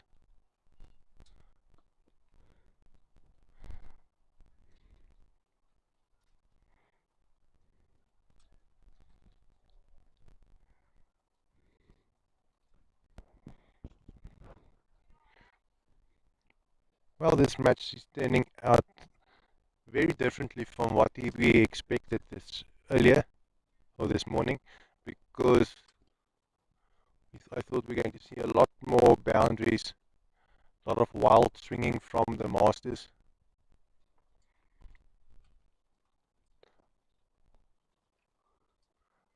But we can only expect that it is probably because of the better bowling from Rebels and brilliant fielding from the Rebels, um, compared to the other teams that we've seen them earlier in the championship, where they played more like spectacular type of cricket than sensible cricket.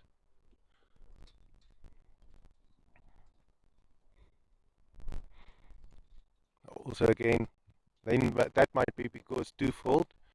One, there's more on the more to play for today. The other day, they were still on their road to the finals. They are now in the finals. So they changed the strategy a little.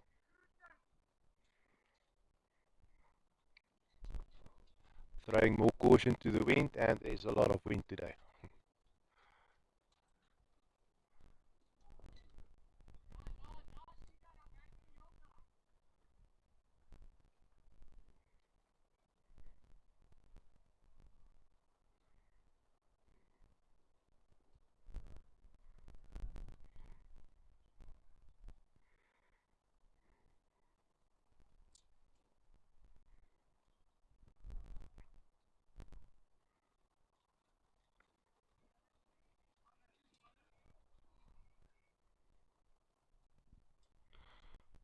Okay, Sean Skittercut now bowling.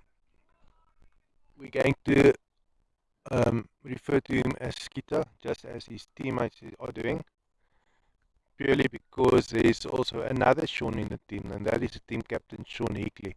So just using the name won't be very practical. And he's bowling pretty well now, putting Jock under a lot of pressure. And the longer he keeps this up, the pressure will be mounting for the Masters, sorry. CPI Masters, their pressure will be mounting as long as they aren't able to get the ball away across the boundaries.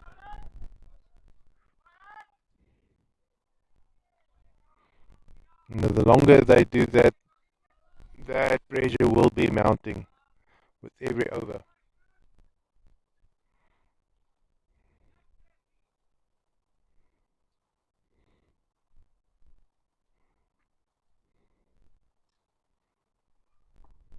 Another brilliant ball by Skittercut. Or Skitter.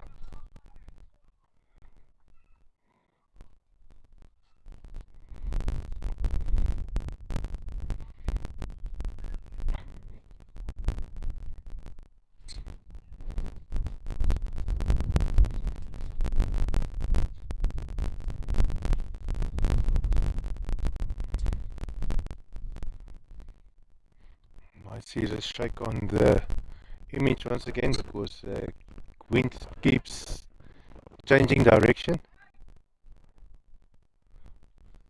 Oh well, we still have that option to move.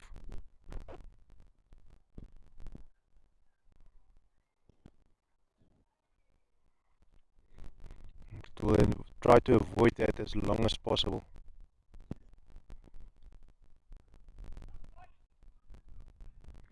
Yay! Ons kan mos terugval na Afrikaans toe. Ons is nou hulle in die tweede helfte van die wedstryd. So ons kan nou kommentaar gee in Afrikaans, ons huistaal.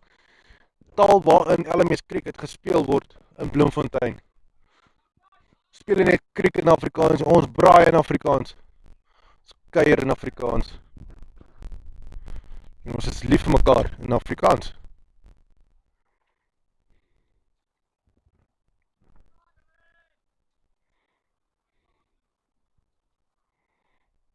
Swart weer kom bal. En nou is 'n groot ou wat nou na die grens toe geslaan word. Gaan hy 'n 4 wees? Ja, oor die grens gehardloop.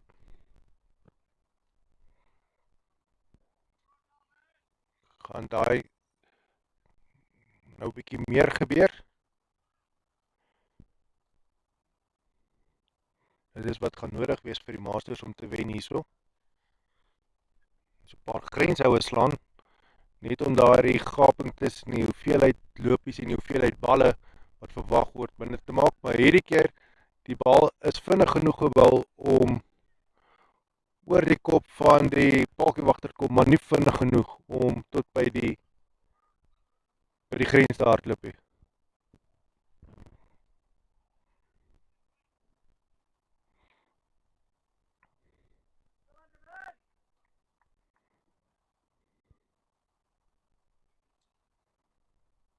Nou op die golfplat is Jock Jacobs en Nolan Busby.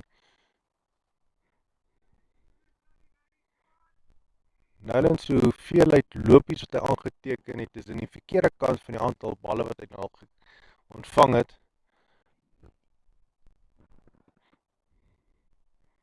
10 aflewerings wat na hom toe gekom het en hy staan nog steeds net op 8 lopies. Ons kyk na Jock Jacobs, hy het al 12 balle ontvang en 18 lopies aangeteken.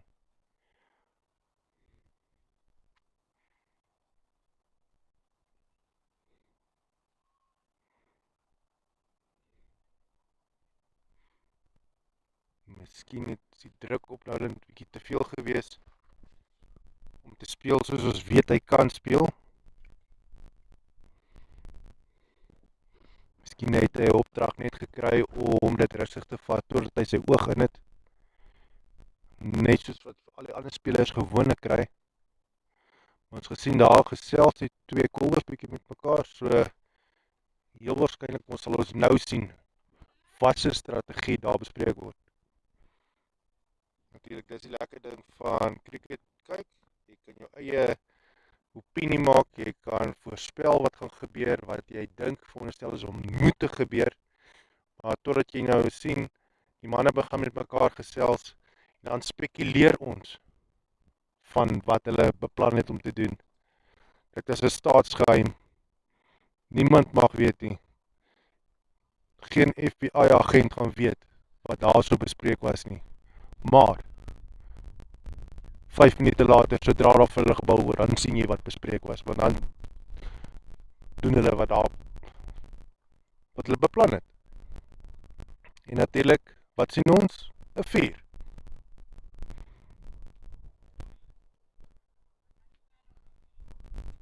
So ja, natuurlik sou hulle nog heeltyd wou grenshouer gestaan het, maar ons gaan nou kyk of daar meer grenshouer deurkom as wat daar was tot nou toe. So dis basies die trant wat mense kan volg van wat gebeur nadat hulle gesels het. Dan is daai staatsgeheim nie meer so erg van 'n geheim nie, nee.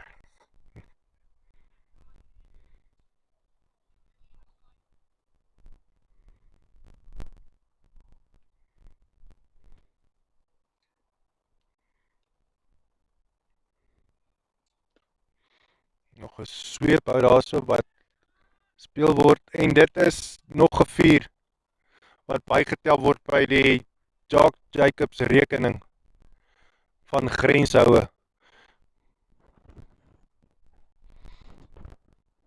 Voorheen het ons gepraat van daardie trant van dubbel die hoeveelheid lopies aanteken as wat jy balle ontvang het. Ons sien Jock Jacobs staan op 26 lopies van 14 balle. Dubbel van 14 is 28 balle. So hy is redelik op trant van wat van hom verwag word. Nolan Busby, hy sal nog 'n rukkie, hy sal nog moet opvang. Maar ek seker, dit is iets wat nou binnekort gaan begin gebeur.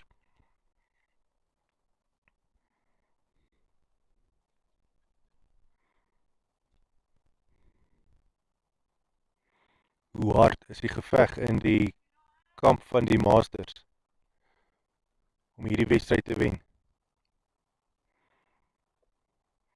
Hulle het nog 6 paaltjies staande. So ek wonder nog net op watter punt begin hulle daar die veilige spel ruil vir gevaarlike spel waar hulle punte aan kan teken. Of waar hy swaai kom van beskerm jou paaltjie na kom ons teken punte aan met elke bal wat na ons kant toe kom.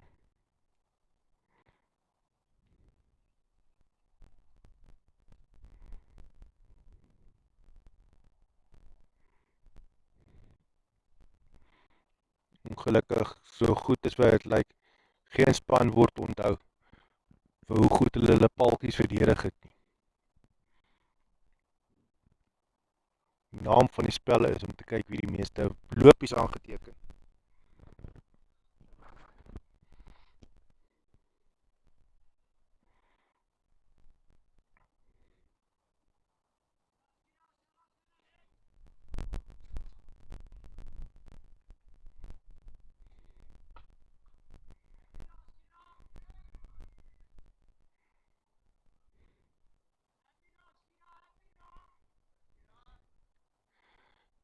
En Sean wat so 'n bietjie motivering hier kry van die buiteveld af vir sy balwerk.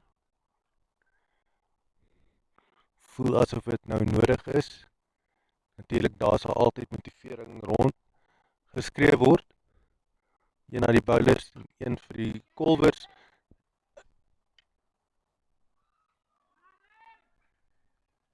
Het hom gevang.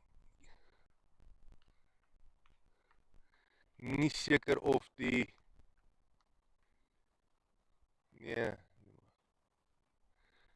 nie seker of die kamera daar opgevang het. Dit was 'n bietjie ver in die oorkant van die veld gewees.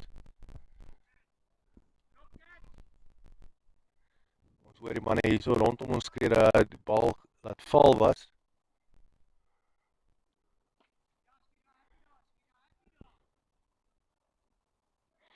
So nee, dit is nie 'n 4 daai nie. Lyk nie so dit 2 lopies, maar verbroude kans om 'n man uit te vang. Ons het hom so min of meer in die skoot gehad. Hy net nie, ja, sal nie baie duidelik gewees het daar nie, aangesien dit baie ver is van ons af.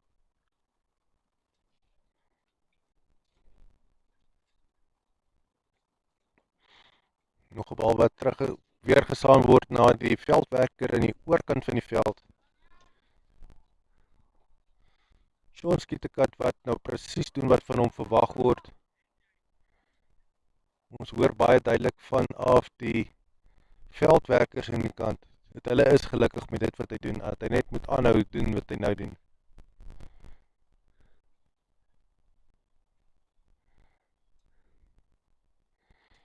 En lyk soos die paaltjiewagter wat daar so Nolens se veters vir hom vasmaak. Of iets doen daar, aan sy skoene, naby sy voete. Yes, ja. Ek kry nie eers my vrou reg om dit te doen nie. Maar dan aan die ander kant, ek daar nog nooit gevra nie. En sy sal reguit vir my sê, doen dit self. Wat fout met jou hande?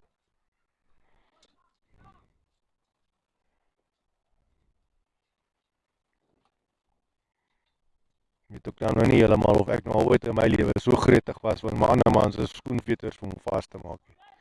As nou my laities in was, is 'n ander storie. Ek bedoel, dis waarvoor jy nou op Vadersdag beloon word nou met 'n choppie of ietsie. Lekker skaap choppie op die kolle. Ek gaan my ook nou nie regtig nie treat met 'n hoenderslaaitjie nie. Wat nommer 1, mens braai nie hoender nie.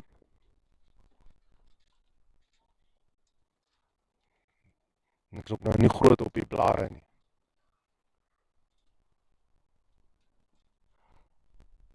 As ons hier die 15de bilbeerd is so pas verby.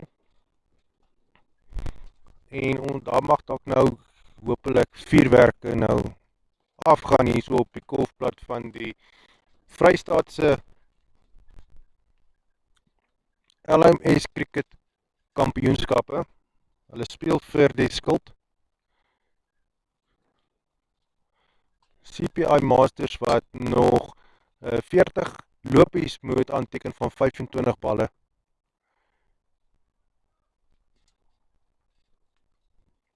Is nie onmoontlik, dit beteken 2 lopies, bietjie meer as 2 lopies van elke bal, of ja, 10 lopies per balbeurt.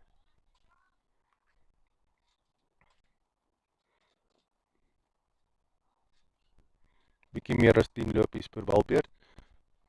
Maar ja, ek sê die manne kan dit maklik doen as hulle wil. Hy het 'n paar grenshoue deurgekom in die vorige beurt en daar is nou nog 'n 4 wat bygetel word. Presies wat van hulle verwag word. Hulle speel baie konservatief hier vandag. Baie meer as ek gedog het dit kan wees, maar heel waarskynlik is dit as gevolg van daai die balans tussen veiligheid om daardie skuld te verseker. Want jy kan dit nie doen as jy al jou pakkies klaar gevat is nie. Jy moet ongelukkig kolwers hê op die blad wat toegelaat word om te kolf, om lopies aan te teken. Sonder hulle gaan jy dit nou nie reg kry nie. Maak saak hoe mooi jy vra nie. Dis nie cricket nie. Ons die Engels sê, that just ain't cricket. So, in elk geval, nou is dit Sean Hickley wat self die balwerk oorneem. Nog 'n bal wat in die lug is te 4. Ek kan nie eers sien waar die bal nou is nie. Hy is al terug by die paadjie wagter. Veilige lopies vir die CPI Masters. Nolan Busby en Jock Jacobs wat dit maar veilig speel op die oomblik. Sean Hickley wat self 'n bietjie aanvalwerk doen met sy balwerk. Berig daarvoor. En die bal word so 2 meter voor die grens opgetel.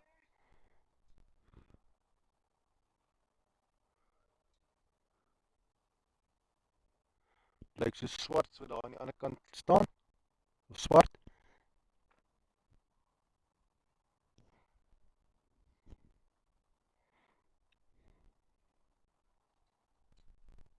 Werner Swart. En nog 'n balbeurt wat afgerond word deur Sean Hickley. Nou is dit Sean Skietekas wat inkom.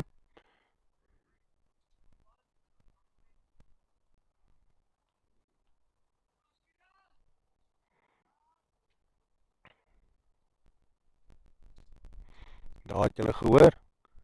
Paadjie wagter wat vir die manne op die grens laat weet dat die Masters moet 31 lopies van 20 balle aanteken. En dit lyk baie asof hulle dit beplan om te hardloop.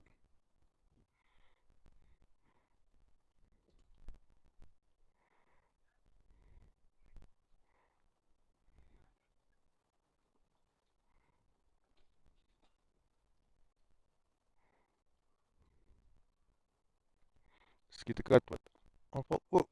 Gaan dit 'n vangskoot wees? Nee. Net 'n verdedigingshou daardeur Nolan. Genoeg om 'n enkel loopie aan te teken.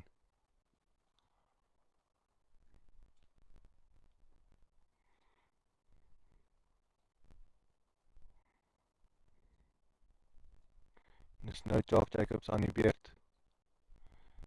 Skiet ek uit wat aantree. Swaai. Hierdie gaan 'n 4 wees. Hier's nie 'n speler in sig nie, maar daar was nie genoeg spoed agter daai bal nie. Hy gaan stop net so voor die einde. Gaan stil hê. Dis nie 'n 4 nie.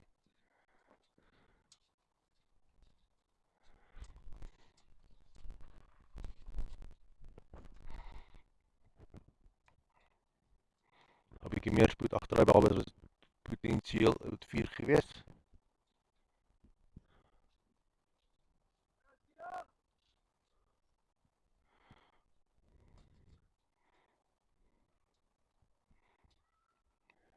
Skiet ek uit wat aantree.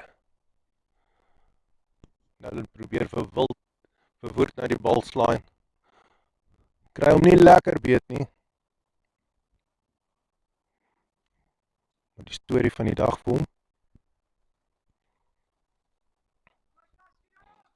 Maar stadig maar seker so in die agtergrond is Jock Jacobs ook besig om sy 50 te benader. Nou op 39 lopies.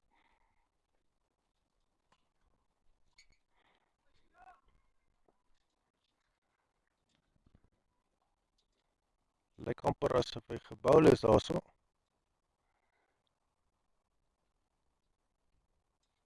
Mens praat van mens wil die dinge jinx nie. Maar sodra jy praat van 'n man se 50, dan verloor hy sy pakkie. Dit het nou al 3 keer gebeur. So ons gaan van nou 'n verreëling in maak, veral reg wees vir die tweede wedstryd, of ag die derde wedstryd, die laaste een vir die dag. Jy moet so 'n bietjie na 2 uur gaan begin. Ons praat nie van 'n man se 50 nie. Lyk my dit is slegte geluk. En dis net die cricket nie. Rooi nek is al ons praat van. En cricket, wel, ja, dit is nie sportief nie.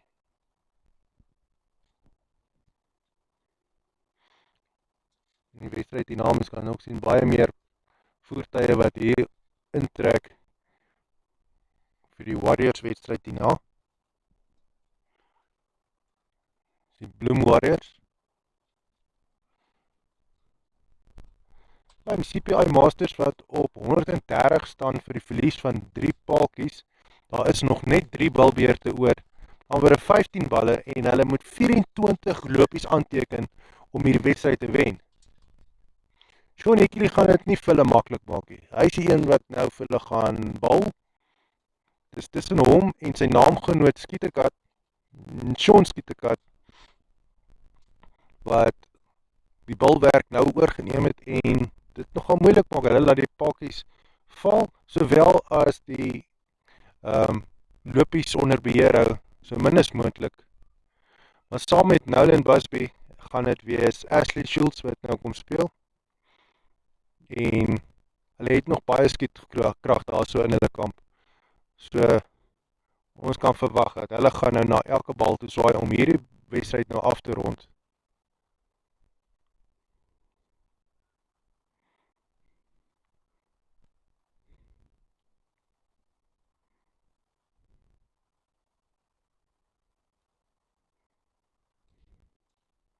Daar is nog Riza is uit, maar Rowan kan ook nog kom by 'n kof.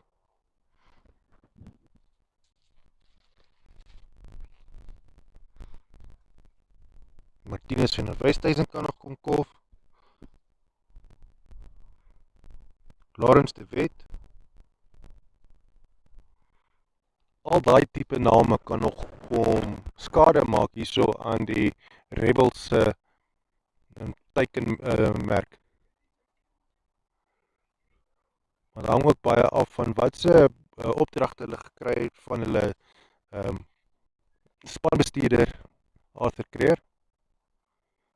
Mens kan net vertrou, hy sal beter weet met ondervinding wat om te doen, aangesien hy al oor die 360 wedstryde vir LMS cricket gespeel het al.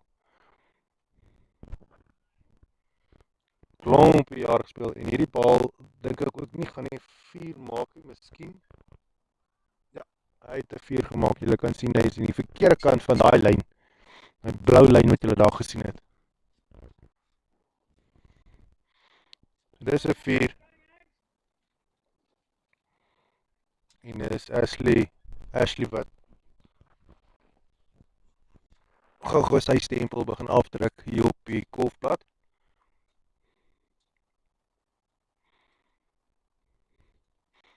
En is lekker om te sien wat se tipe stempel hy doen. Hy doen dit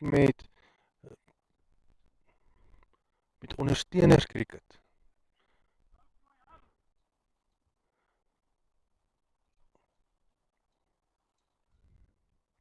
Tipe cricket wat ons wil sien, die ondersteuners.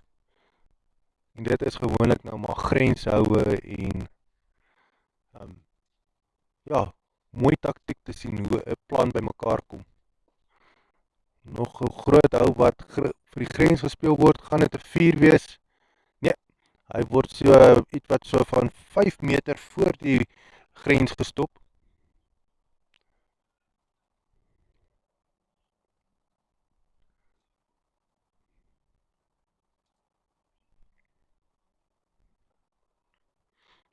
Voel so klein bietjie asof die wind gaan lê het, so nie heeltemal nie, maar dit is baie ligter as wat dit was voorheen, wat dan beteken wat ook al die planne was om met of teen die wind te speel, is besig om ook op sy eie weer die spel so bietjie te verander op die oomblik. Want as jy beplan het om saam met die wind te kolf in die tweede helfte van die wedstryd, dan is daai plan so bietjie, bal is in die grond vasgeslaan en toe in die bowler se hande in. Hanko so aan 'n poel wat amper gelyk is by 'n paaltjie daar gevat het, maar nee. En die bal is hoog in die lug en op. Gaan hy gevang word? Nee. Val in niemands wêreld. Weet in jou prentjie is daar baie wat aangegaan het. Dit is in die agtergrond wat 'n speler van die grens af moes inhardloop om die bal te kom haal. Hy was net te ver om hy bal te vang.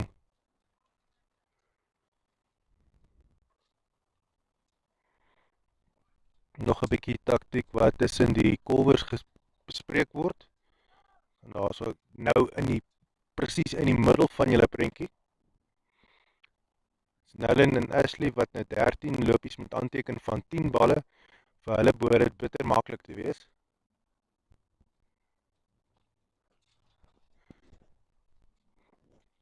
Kom ons kyk hoeveel paaltjies gaan val om daardie 13 lopies aan te teken.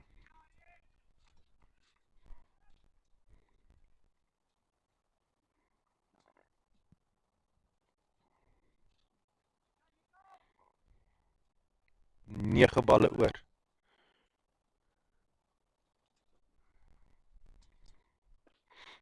Harde hou wat daar so na reguit gespeel word.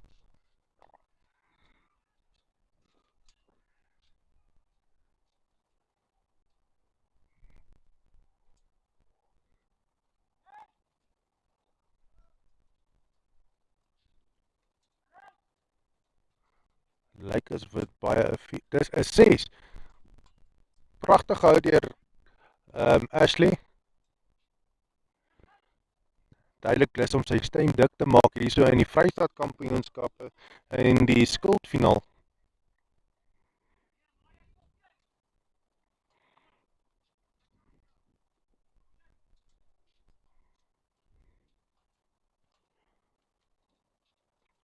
Nog 'n harde hou, maar hy is grondlangs.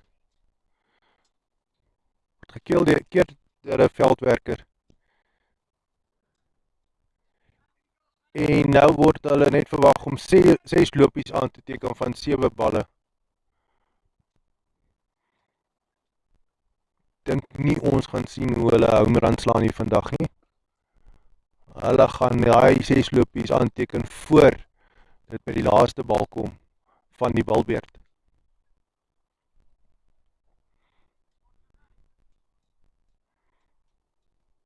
Natuurlik is dit iets wat op mense senuwees werk as dit altyd moet afkom tot die laaste bal van die wedstryd. Maar die moontlikheid dat hulle altyd so naby is om 'n wedstryd te wen of te verloor, dat dit so naalskrap is. Want jy kan 12 lopies met die laaste bal van die balbeurt kry as jy 'n 6 slaan. En so eindig die wedstryd. Eindig met 'n 4. Dit is Nolan wat 'n 4 slaan om hierdie wedstryd te beklink vir die CPI Masters, wat dan nou hierdie jaar die skuldfinaal gewen het. So hulle gaan vir volgende jaar weer ook al inkom in LMS cricket in. Hulle gaan dit van die CPI Masters se skouers moet kom afhaal, want hulle gaan dan die verdedigende kampioen wees van die skuldfinaal. Ons gaan nou regmaak vir die volgende wedstryd wat gaan gewys word hierso.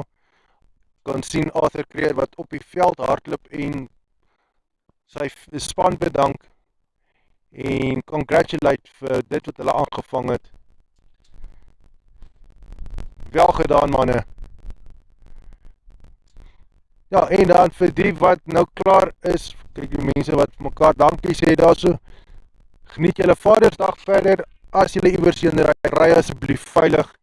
Ry asseblief eerder rustig.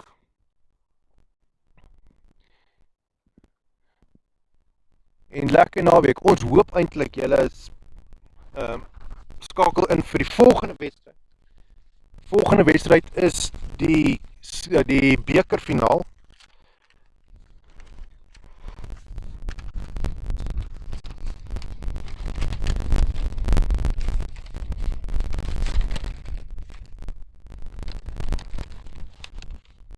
Dit gaan wees tussen die CPI Old Boys en die Bloem Warriors.